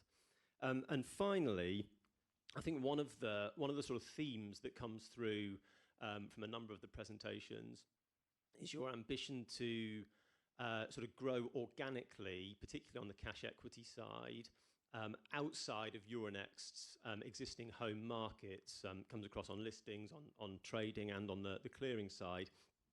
Are there any KPIs you might share with us around the success that you're already having in some of these areas? I'm thinking about things like your ability to win listings outside of your home markets in recent years, maybe the success you've had in winning settlement business where you're not the issuer CSD, for example. I'm just trying to get my head around how much of that part of it is about building on existing success as opposed to being completely new. That's my final question. Thank you very much. Before giving the floor to some of our colleagues here, let me give you a flavor of on your last questions. And your last question is connected to the previous one. Yesterday or the day before yesterday, Stellantis, one of the largest issuers in Europe, decided to migrate their settlement and custody solution from the incumbent provider in Europe to Euronext. And that's a significant proof of concept of what our CSD ambition is. And that's a proof that we can move and operate outside our core geographies, and we can move and operate outside of our core business organically. On the listing side, I mentioned a few iconic cases, examples. When you have CVC from London decided to list on Euronext their business, when you have Universal Music Group deciding to list their business on Euronext, when you have a few years ago Allfunds deciding to which is a PLC with a Spanish management team to list their business on Euronext, you have a proof of concept. Last year we had more Spanish companies listing on Euronext than Spanish companies listing in Madrid. So this momentum is there. We are going to take it to the next level, and there is a big difference between observing that things are going in the right direction and hiring people and deploying processes to make it a fundamental expansion of the business. Now, in order to be more specific to your 2 main questions on the CSD consolidation and on the fixed income derivatives, I'll give the floor first to Pierre Davout, who will tell you why we believe we can succeed when others have failed. And I'll give the floor also to Anthony and to Fabrizio to comment why we believe we can be successful on the fixed income derivatives. I'm smiling because, you know, we have those investors day every 3 or 4 years. And the type of questions you're asking is, why do you believe you can do it? I get them every 3 or 4 years on the topic of the day. a few years ago in 19 was, who do you think you are that to complete the acquisition of Oslo Børs, and who do you think you are to defeat NASDAQ? In 2016, it was, what is your future on the shed of the merger between Deutsche Börse and LSE? And many other type of questions. So in Milan, I had questions about around, are you really seriously thinking of turning CC&G in Rome as a pan-European clearing platform? So who do you think you are to embark into this sort of things? So we do things that others don't do because the DNA of the group, and that's why the book that you have in your pack is so important, is a group of survivors. We did things to survive, and therefore we have a way of doing things that seem complicated by the others, which is fundamentally different.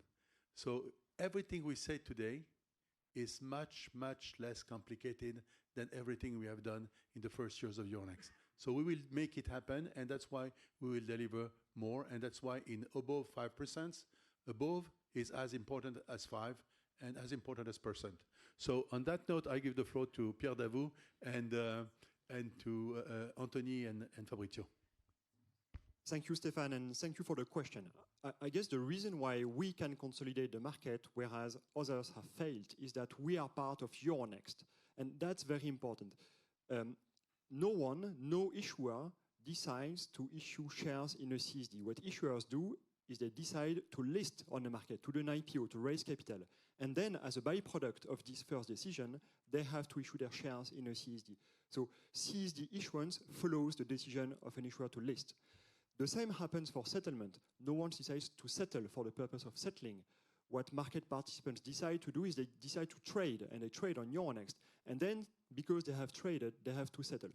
So what I want to illustrate is that because Euronext Securities is an integral part of the value chain of Euronext, and because we are the leader in listing, Mathieu shared that we are becoming the global champion in listing, because we are the leading venue for cash equities trading, and because we are the leading clearing venue for cash equities clearing as well, we are in the value chain. We have the contact points with the clients that eventually will provide flows to the CSD. So that's the reason why we can do it. And just to give you one example to illustrate that this is for real, already today, most of the trades that are made on Euronext and cleared through our own CCP, Euronext Clearing, are settled in Euronext Securities. And as a result, we already represent today more than 70% of the cross-border settlement flows in Target 2 Securities. That platform, Target 2 Securities, operated by the ECB, is used by 24 CSDs in Europe and was supposed to trigger cross-border flows. And actually, before Euronext used it, it was used in a very, very minor way. And we multiplied the volumes of cross-border settlements in this way by four times by using this mechanism. So that's a proof that by being a leader in the listing, the trading, in the clearing space, we can make the difference on the CSD consolidation. Thank you, Pierre. Thank you for your question. So on fixed income derivative, my understanding is that you're asking us if we were open to have more innovative structure where we would share the value of what we're doing together with the market. Let me give you a nuanced answer. So we will not do Curve Global. That's not nuanced. We will not do Curve Global. So there's zero appetite with the market participant to put capital on behalf of the exchange to do the job of the exchange. It's our job to invest on our trading platform. It's our job to adapt on regulation, and it's our job to be good in innovating with new products, and it's our job to sell them. And so remember what I said earlier, we will not do copycat product because the market doesn't expect a copycat product.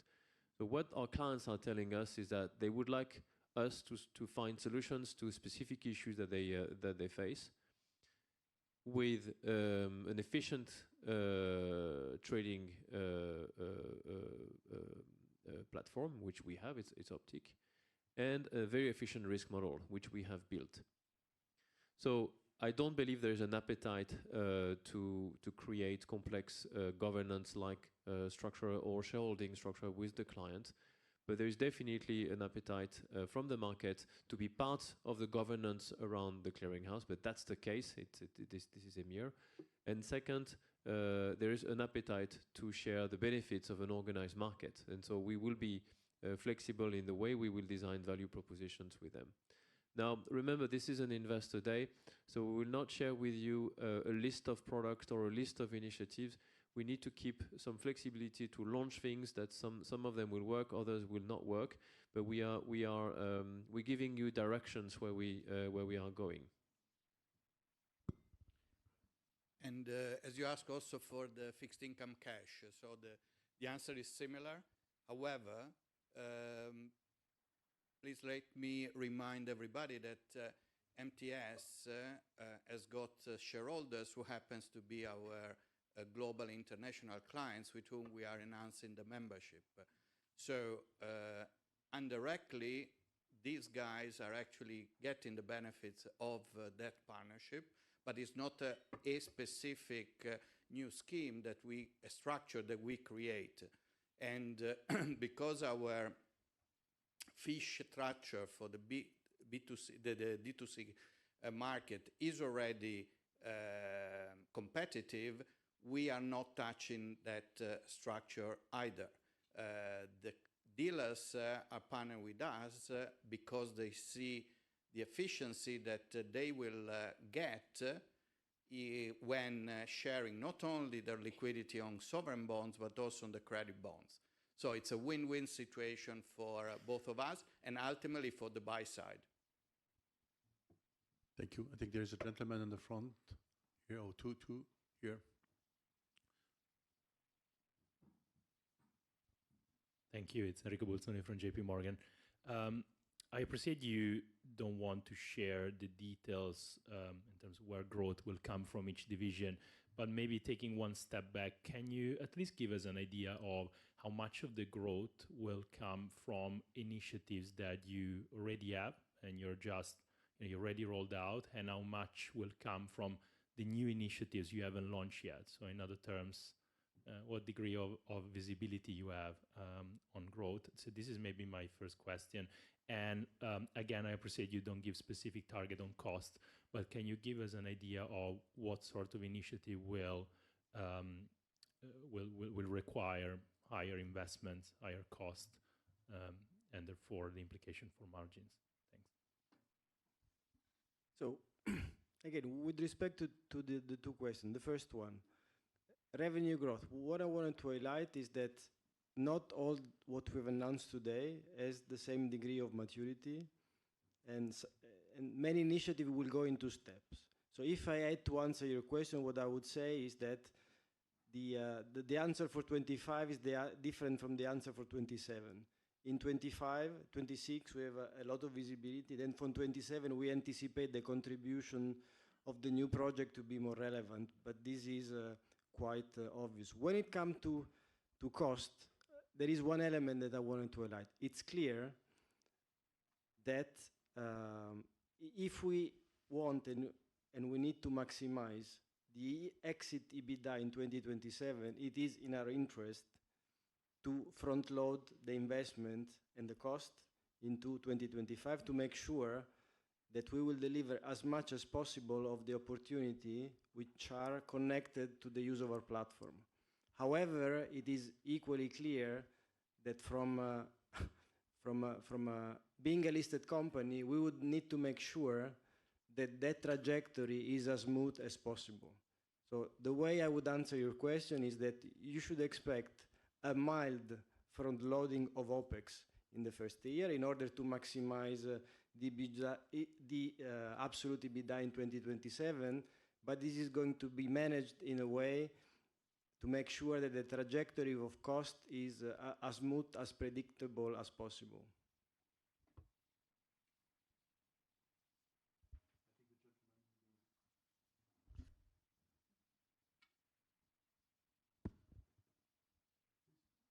Yes, Hervé Drouet from CIC Market Solutions. 3 questions as well on my side. The first one, your guidance, I understand, obviously, of above 5%, is starting from 2023 to 2027, you have an excellent years, 24. What prevented you to say, we are going to give a guidance in the next 2-3 years rather than, you know, including the 24 numbers in it? Is it a perception that things could be bumpy, or there will be some opportunistic time where growth could accelerate at one point of time? So I'm trying to get that feeling. The second question is regarding SaaS. You are saying we are moving more and more towards non-volume, potentially SaaS type of business. I was wondering, can you give us a bit more an idea on tariff?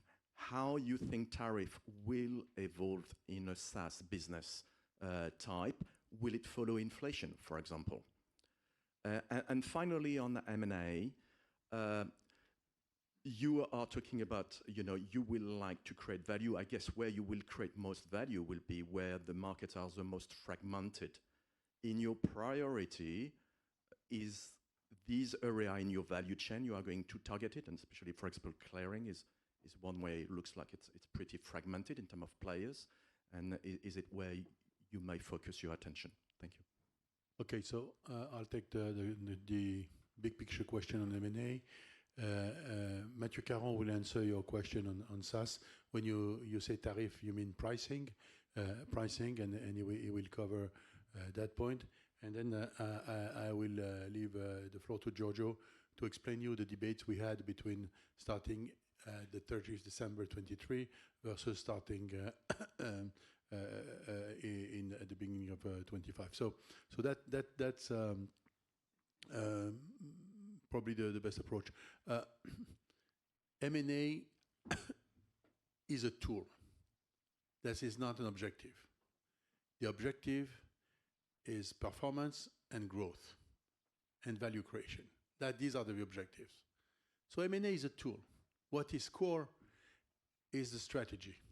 So you should look at M&A because M&A is so important in capital allocation policy, and because it drives so much attention, because it also creates onboarding of new execution risk, etc.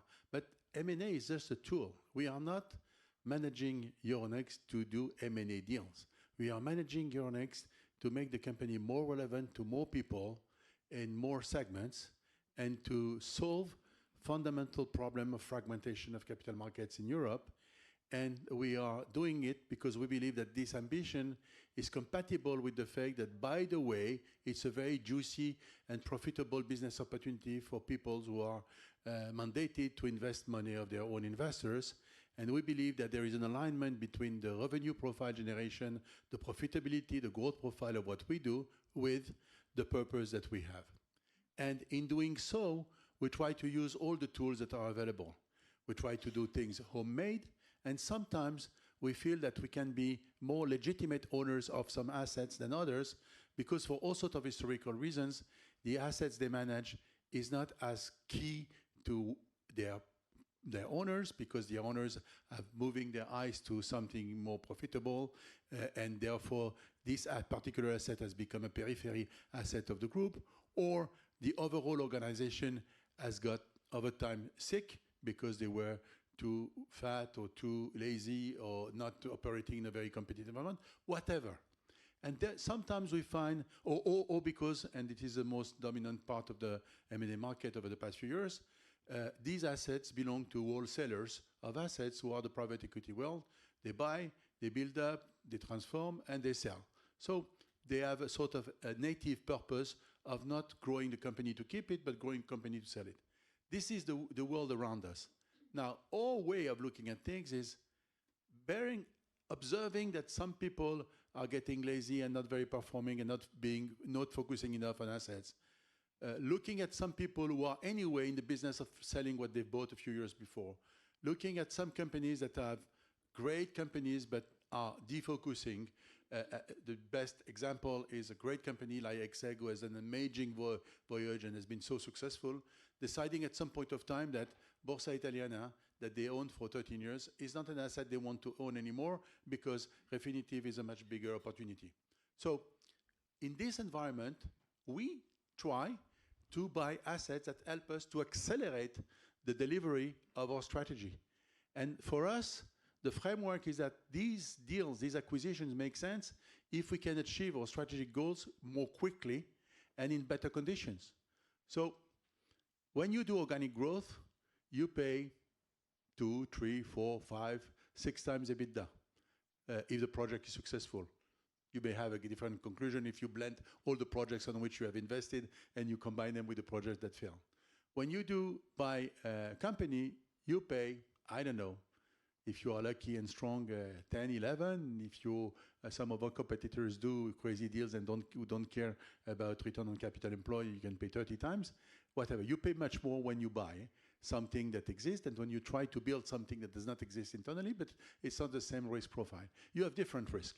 We are best in class in post-merger integration. I mean, I'm saying that because for years I was an M&A banker and I've seen more companies selling synergies and hoping that the market will forget what the numbers were at the time of the announcement. And we are exactly the other round. We fight to remind everyone, hey, you remember we said 60, don't forget we said 60, we have delivered 121. So we are best in class in PMI. But at the end of the day, M&A is here, M&A transactions are here to accelerate growth. So that's the framework from a strategic point of view. So we won't buy something just for the sake of creating Euronext Aerospace or Euronext Food and Beverage or Euronext Resorts. That will not happen. But when we find a team that is great, when we find the sellers in a corner, when we find that we have an angle that the competition doesn't have, when we find that we are more credible in terms of certain execution, we strike.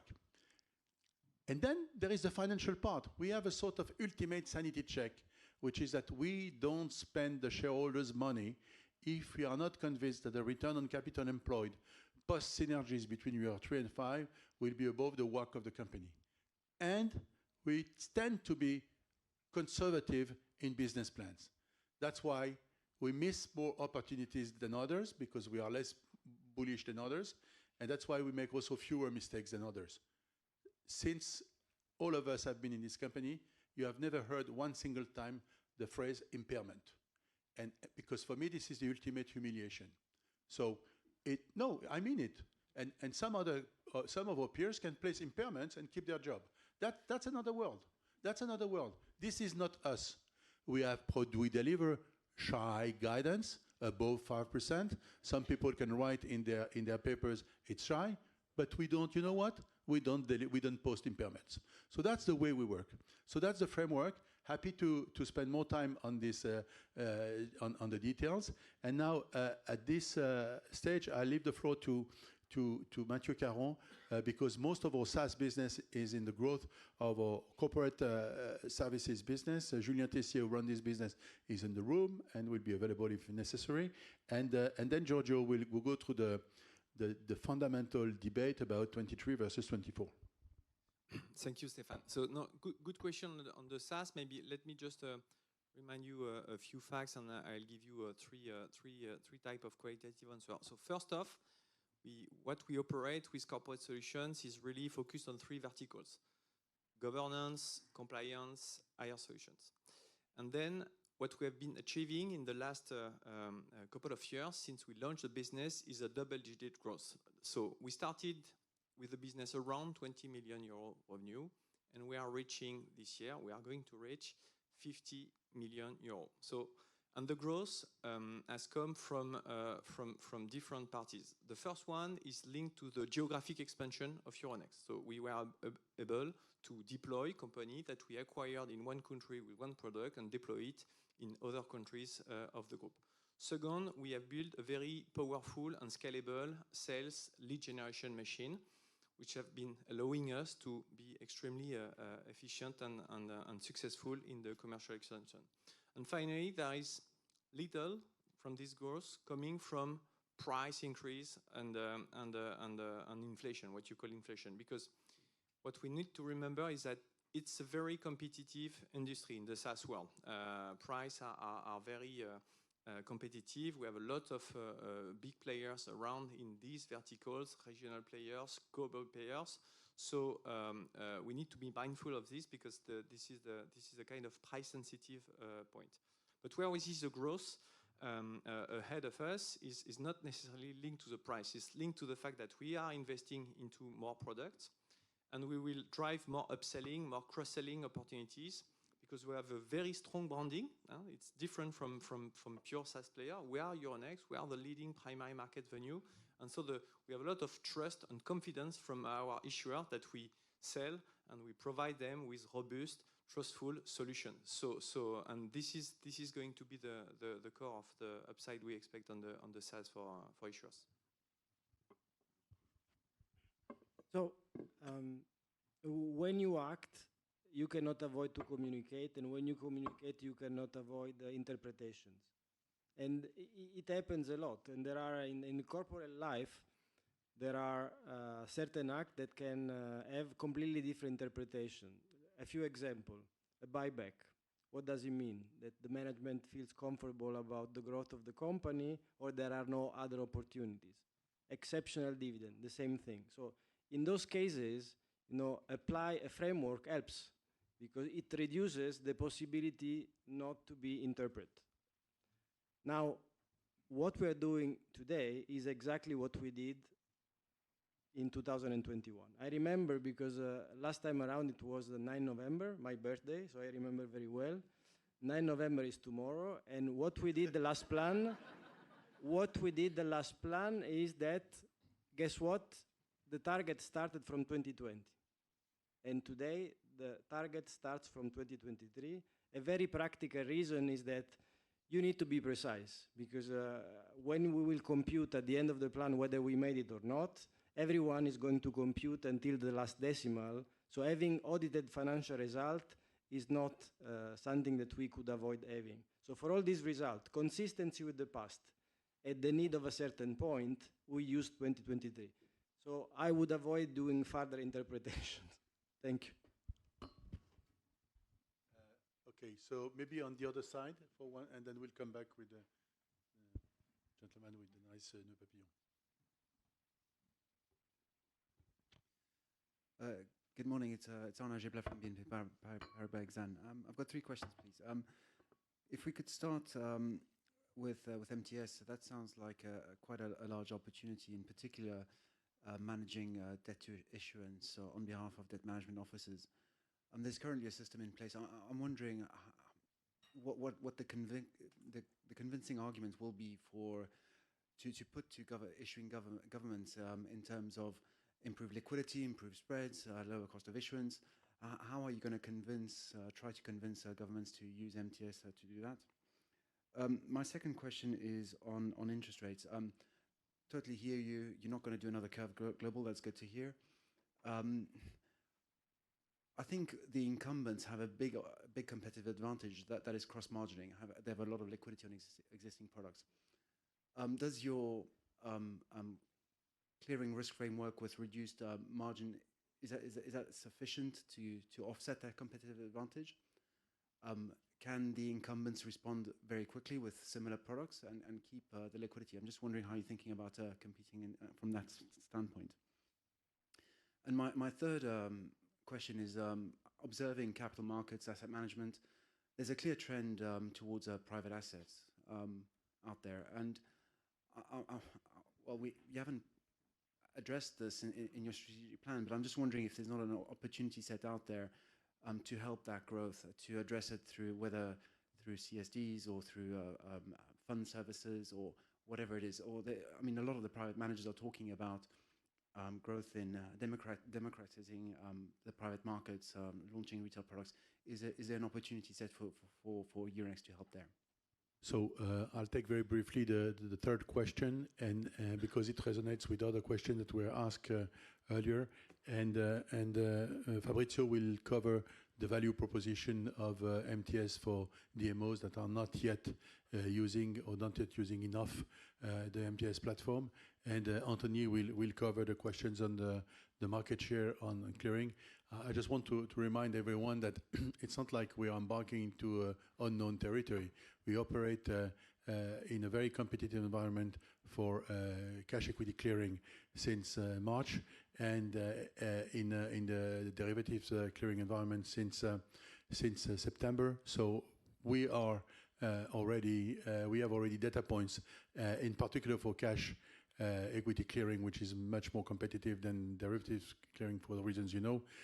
We have already data points about how competitive our value proposition has been. It has been tested. On the third point of private assets, I'm not going to reply in a very specific manner for two reasons. Number one, because the topic you raise touches many people on this stage, and it's a fragmented topic. The other reasons is that this is typically the type of things where we spend time, but where we don't want to promise, and where we have all sorts of initiatives. But all initiatives are broken down in four categories. There are things we want to deliver, and we are about to deliver, and that will impact Q4 or for sure 25. There are things that we are building where we have an alignment with the clients, with the technology resources, with supervisors, and that we hope we will be in a position to deliver in 25 and 26. We have things that we are designing. Some of them are going to deliver shortcuts and will have tangible impact in 24, but probably more in 26 and 27. And we are things that we call it Imagine, because we want to be granular and not to follow the crowd and not to follow the buzzwords. I mean, because we are in the business of making money. We are in the business of creating capital. We are not in the business of following trends. I mean, we have been there for SPACs. We were not in metaverse. We have not spent huge money on blockchain. We are active with blockchain solutions, but we don't follow things that don't move the needle for real in terms of value creation. So private assets is a new dimension of what market infrastructures, it's a new dimension of the problems that market infrastructure will have to fix for sure. Making recurrent revenues and profitable EBITDA growth with private asset solutions at Euronext is work in progress. And there are a few areas in the CSD for sure where we do things. I mean, it's a part of the growth ambitions of the CSX, but it's not something we decided to showcase just because everyone is talking about it. Because we don't have, for the moment, solutions that are as compelling and are credible in terms of monetization as the ones we have presented this morning. So Fabrizio on MTS, and then Anthony on clearing. Yes, so your you had two questions. One, adoption of primary market tools, so auction tools, and then how we, let's say, make sure that the MTS model is used at its best by some of the issuers. So on the first one, yes, some of the sovereign issuers use tools that are most of the time deployed by the central banks, and this is where they do their regular auctions. We already have several sovereign issuers in our network. Remember that we are connected to more than 20 geographies, most of them in Europe and in the Eurozone. And when I say connected, it means that the primary dealers who happens to be more or less, you have 10, 12 primary dealers who are participate to the very same club of dealers who access sovereign issuers auctions. So that allows us to deploy auction like sell and buy back or other type of auctions already that are not the regular one scheduled on a yearly basis, and this is growing. Now, comes to the us capitalizing on this network in order to enhance the way the sovereign issuer use the platform. Well, the example is the one with the next-gen EU bonds. So the Commission, European Commission had started to see liquidity building on our platform when we made available for trading the EU bonds. At some point, of course, with our help in showing statistics on how this could have developed, they saw the impact that their request to the primary dealer to be more, let's say, aggressive on showing two-way prices and ranking them and giving them incentives has resulted in better liquidity. And this request was coming from the buy side, who ultimately are the one buying the bonds from Supras and sovereign issuers, as well as corporate, but Supras and sovereign are more relying on the buy side clients. So the buy side clients were putting pressure on the sovereign issue, on the Supra, in this case, the European Commission, to say, look, if you want me to keep on buying your bonds, I need to see more liquidity. And this was the result of our success. So all the other issuers are at various levels of implementing these incentives. The good story is that they are all already connected, especially the primary dealers. So it just needs every year, when they recalibrate the way they monitor the activity on the secondary market, is to add an extra incentive to see more liquidity. And we are, of course, on a regular basis having discussion. As I said, most of the time the push comes from buy side and from the primary dealers and themselves, especially the so-called incumbents. So if you have a country where there are local domestic who have a share of the market which is relevant, of course, these guys will try to protect a little bit their franchise. But all the others that are becoming more and more important want MTS model to be used as a reference. Thank you. Anthony? Stéphane, so I know your question was about the opportunity for cross-margining as part of the value proposition for our fixed income derivatives. So maybe zooming out, so what makes a derivative market successful or the derivative product launch successful is linked to several factors, and that's what we call the value proposition. So first of all, you need a clearing house. That's something we discussed about. Second, we mentioned that earlier, but I don't think the market want any copycat contract. I mean, this has been tried. It doesn't work. There is a form of maturity in the existing blockbusters contract on derivative, and that's not what we are aiming for.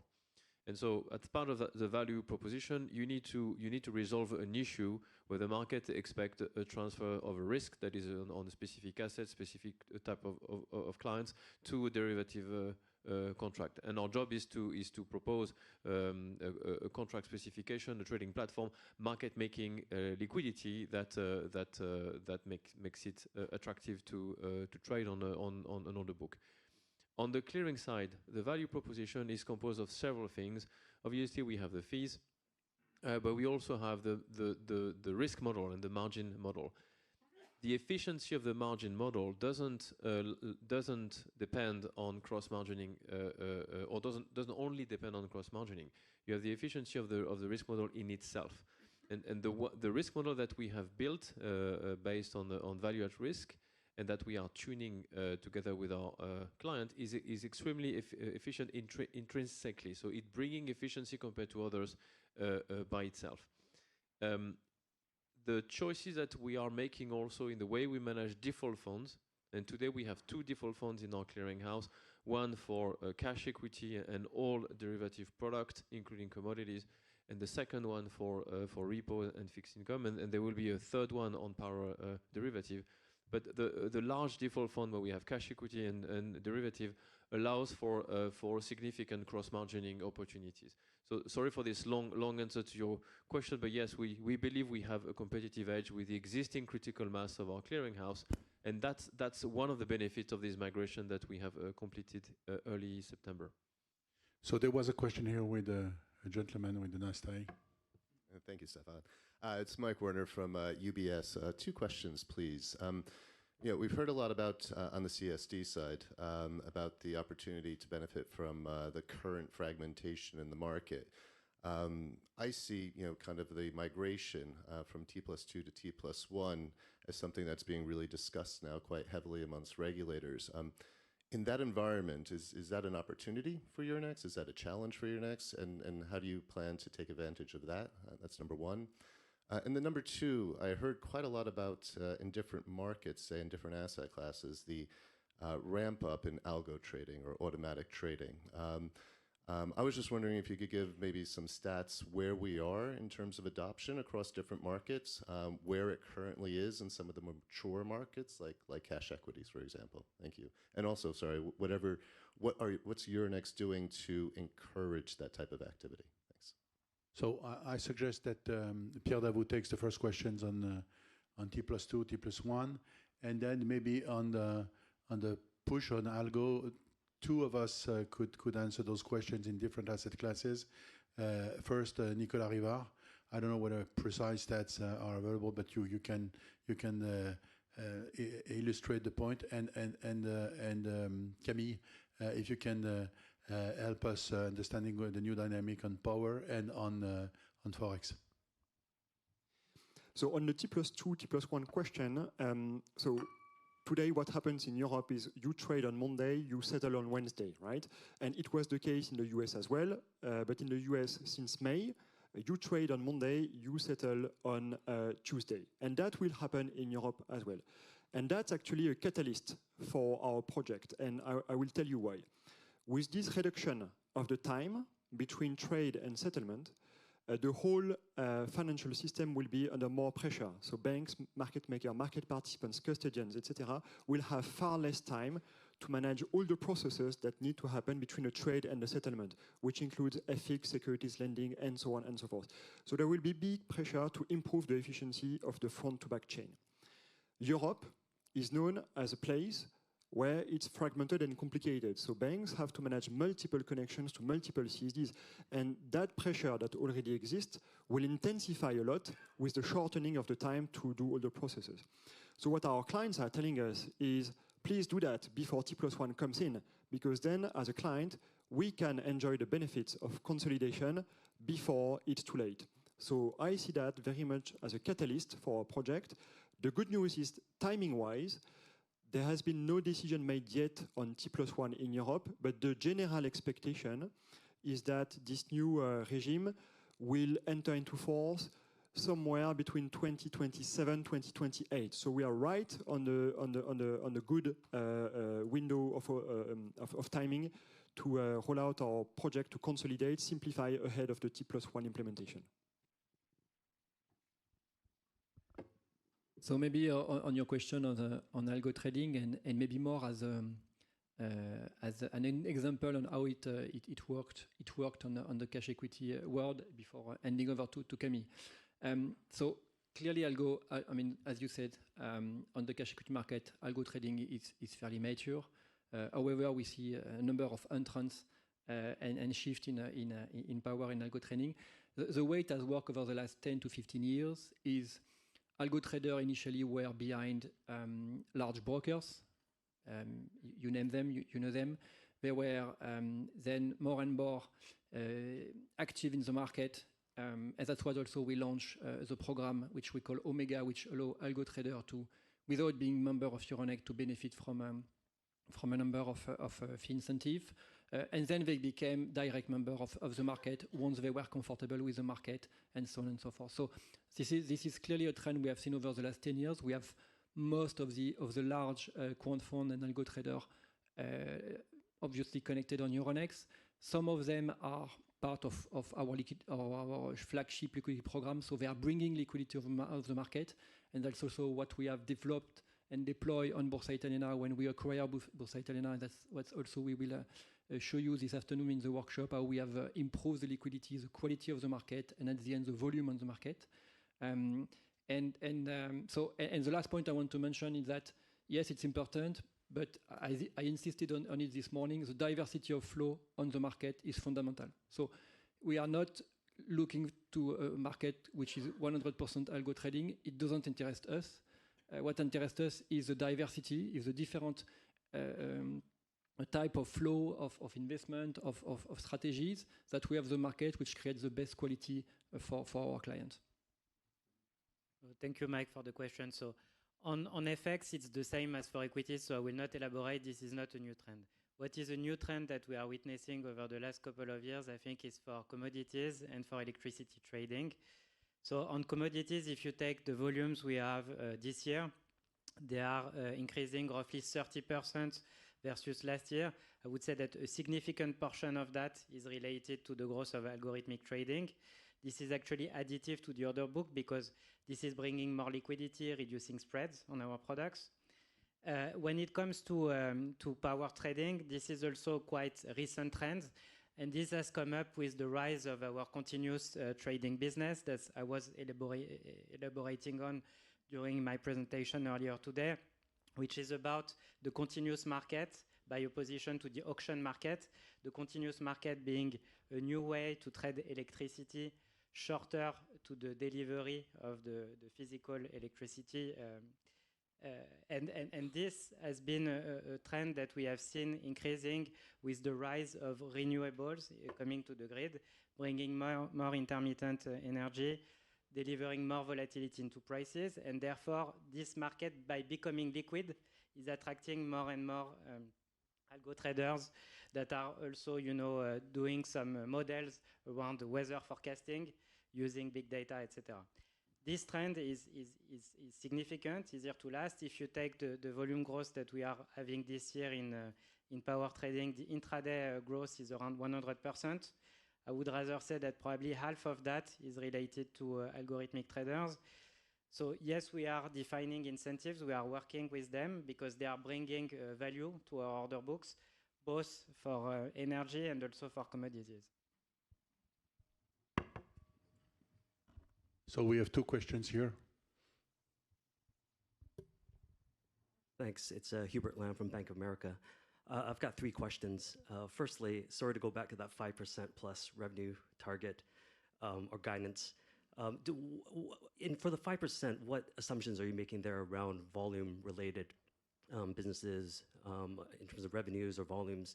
Just wondering how conservative that is and maybe where the upside comes from is more driven by the volume side of things to get a higher revenue growth higher than that. Second question is around revenue mix. We've seen today that you have a lot of new initiatives across all the different segments, both volume and non-volume. Just wondering if everything goes successful, how do you envision the revenue mix by 2027? How is it changing from today to then? And lastly, is on data and analytics. That's one of the opportunities you see around growing around data index analytics. You've seen the other large exchanges team up with big tech to integrate, to migrate more of the data to the cloud, to get greater access, and to improve analytics. Is this something that you want to do and need to do to better monetize what you have? Thank you. Okay, so I'll give the floor to Giorgio to answer your first two questions. Plus 5%, as Earl said, is the guidance, so don't expect another one. And it's a blended guidance. We don't provide fragmented guidance. But he will tell you in an illustrative manner how the things have been shaped and also the direction of travel and the ambition. The reason why we are reporting differently going forward, starting in Q1 25, our businesses with a clear distinction between volume-related businesses and non-volume-related businesses is precisely because our ambition is to grow as much as possible the non-volume-related business, even if our volume-related businesses are growing very successfully in a diversified manner. So Giorgio will answer your questions, and then on the connection on the data business, I'll leave the floor to Daniela. More strategically as to partnership with global players. We have always remained cautious at this stage because I'm always skeptical about what we call in French the bacon and eggs joint venture, where the chicken goes to the pig and say, we are going to make a lot of money with bacon and eggs. So I'm the chicken, I will contribute the eggs. What about you, the pig, contributing the bacon? And I'm always very, very cautious about teaming up with large players when you have fundamental asymmetry in terms not only of resources, but of focus. Because a successful partnership is when things you do together are as important for your partner as they are for you.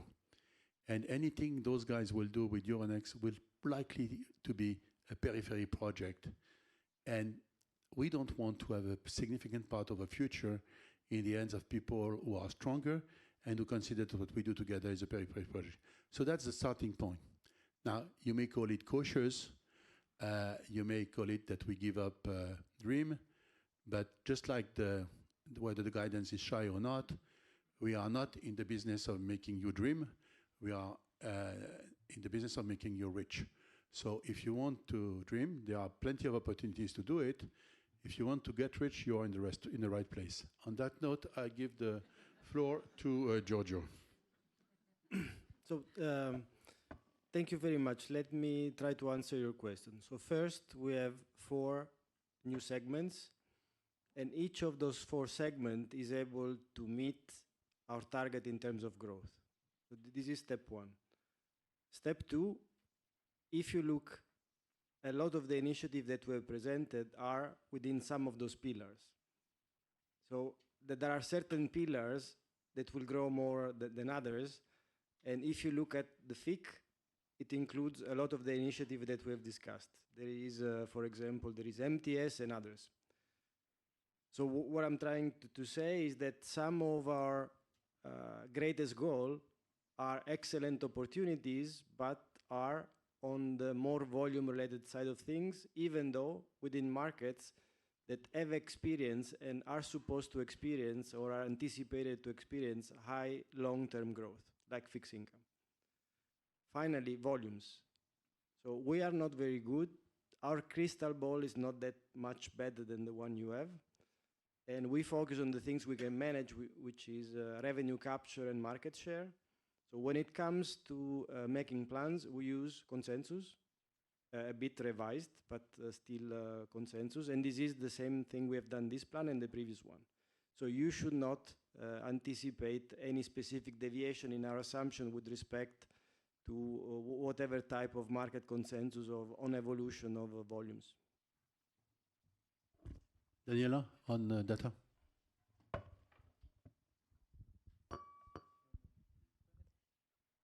Thank you for your question. Okay, as I said already in the presentation, it's obviously our will to expand our quant analytic offering. Our intention is to expand our quant analytic offering based on non-public proprietary data. And also we have already a quant research team that we have established a few years ago. It's a strong team, and we have built over the last few years a strong client relationship. So in the future, what we wanted to do is to expand further this quant analytic offering, also to new asset classes, also because the algo trading is obviously a driver, a supporting driver for it. And that's it. We wanted to expand to, yes, this is an area that we will invest on. Thank you. So there is a question here, please.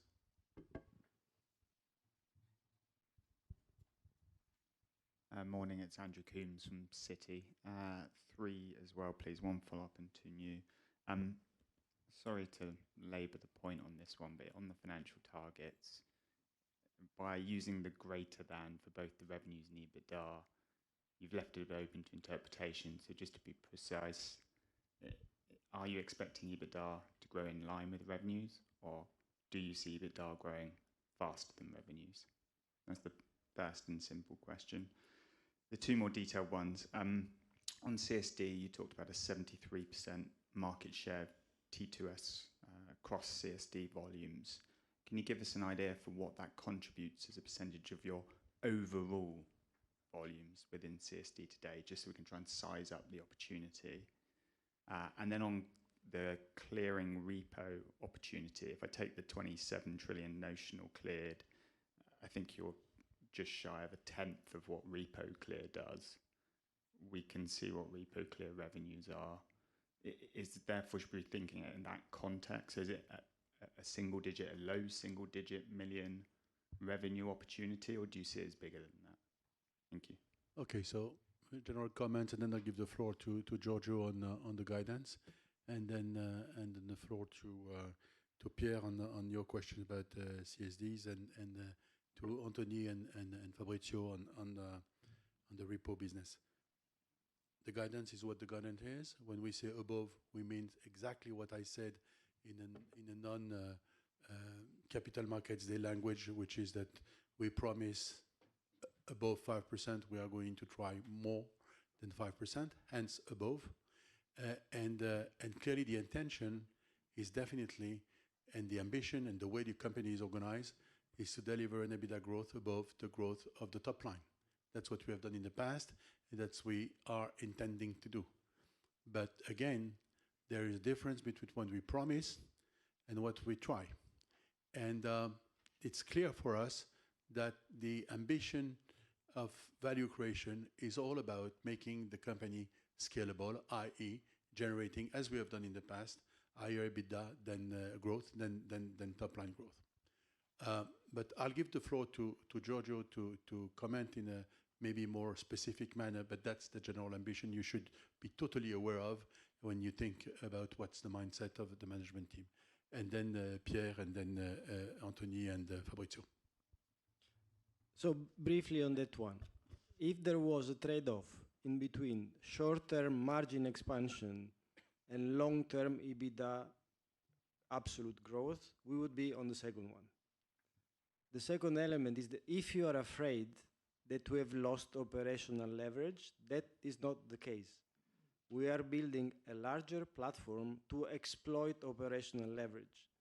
Then final comment, when you are at the level of profitability we are, which means last 12 months, it's close and above 60%, we believe it is more value accretive for Euronext to push the top line higher rather than further expanding into spaces where you get closer to 63, 64, and 65. For all these reasons, we have a platform to develop.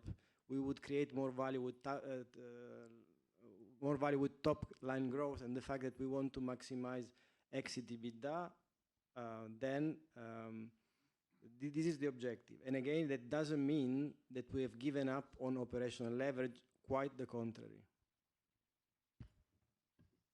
So on the question on settlement, so we don't give the detailed breakdown of the revenues of Euronext Securities per revenue driver, but I explained already in a workshop we had in 2021, and I will explain again in the workshop this afternoon that, as you probably know, the biggest revenue driver in CSDs is assets under custody, right? The value of assets recorded in our books, and settlement is the second largest revenue driver, but much smaller.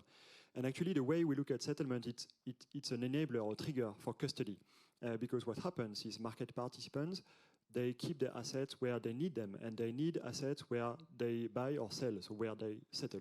So we see very much that development on cross-border settlement, even more as like an operational KPI to show that we are going across borders, and therefore the growth of our assets under custody, instead of being limited to Italy, Portugal, Denmark, and Norway, where we started the business, is now potentially much bigger because we tap into a European-wide market. So that's the relevance of this KPI on settlement, a trigger for growth of assets under custody across Europe. On repo clearing, so I'm not sure I recognize the numbers on repo clear from LCH, but we're not here to comment on their performance. What I can tell you is that the the value capture on repos is linked to fees and to net treasury income. The 27 trillion number that we shared is the current size annualized of what we capture today on Italian repos, on Italian debt. Italy is a bit of a specific country in Europe because more than 90% of the repo trades are cleared. But as I explained earlier, the rest of Europe is more on a 50-50 ratio. So half of the non-Italian debt is uncleared.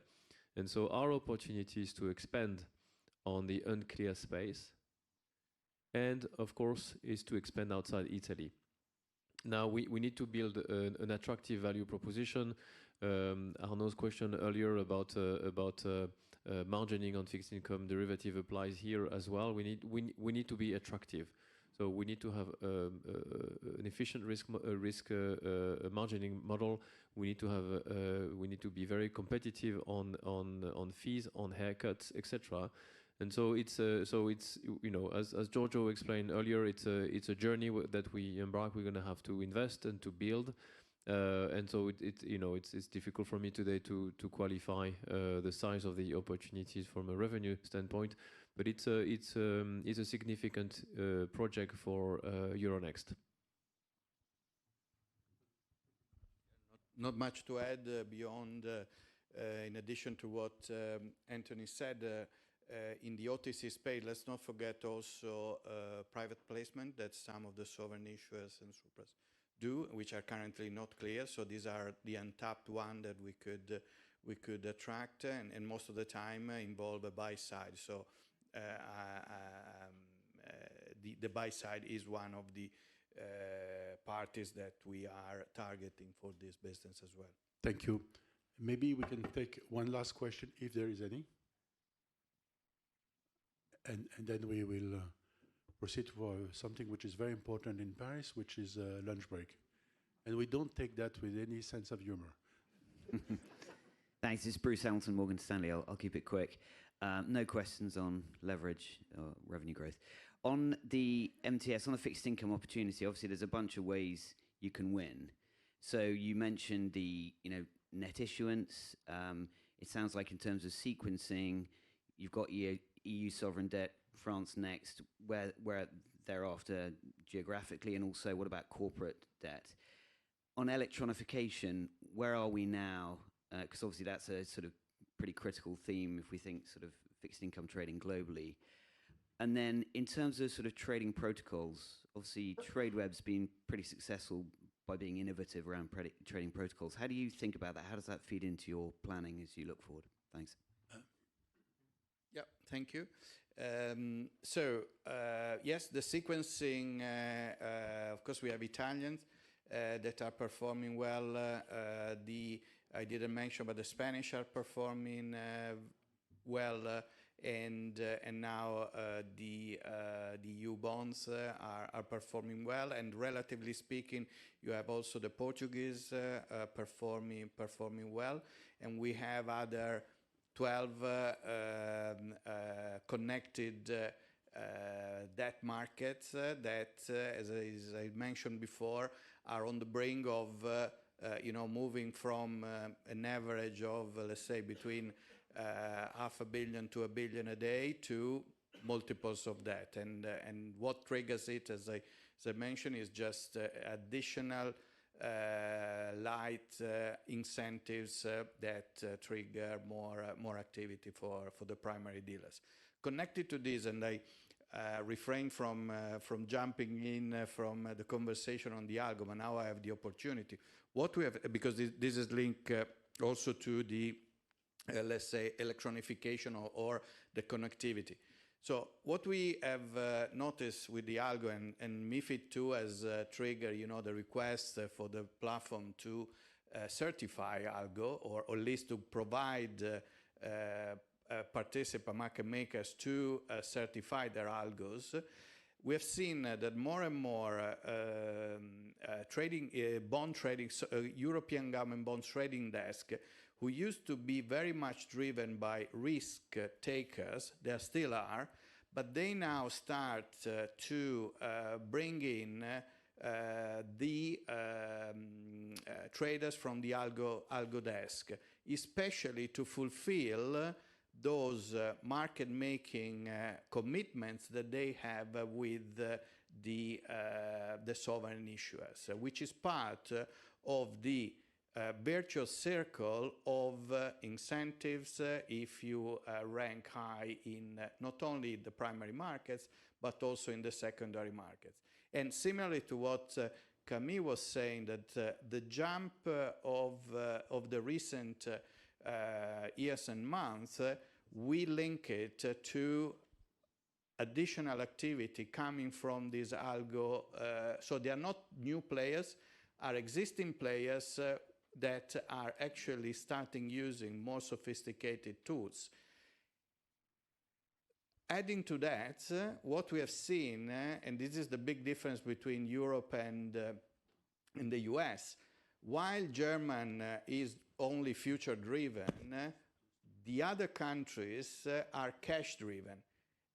Why? Because you can hedge by far better your position along the curve, the yield curve. Sorry to go a bit boring, bond boring type of conversation, but you know, if you have a 7-year bond and you only have a 10-year future, you'll take a risk, right? Because you can be long 10-year and short 7. So you have a curve.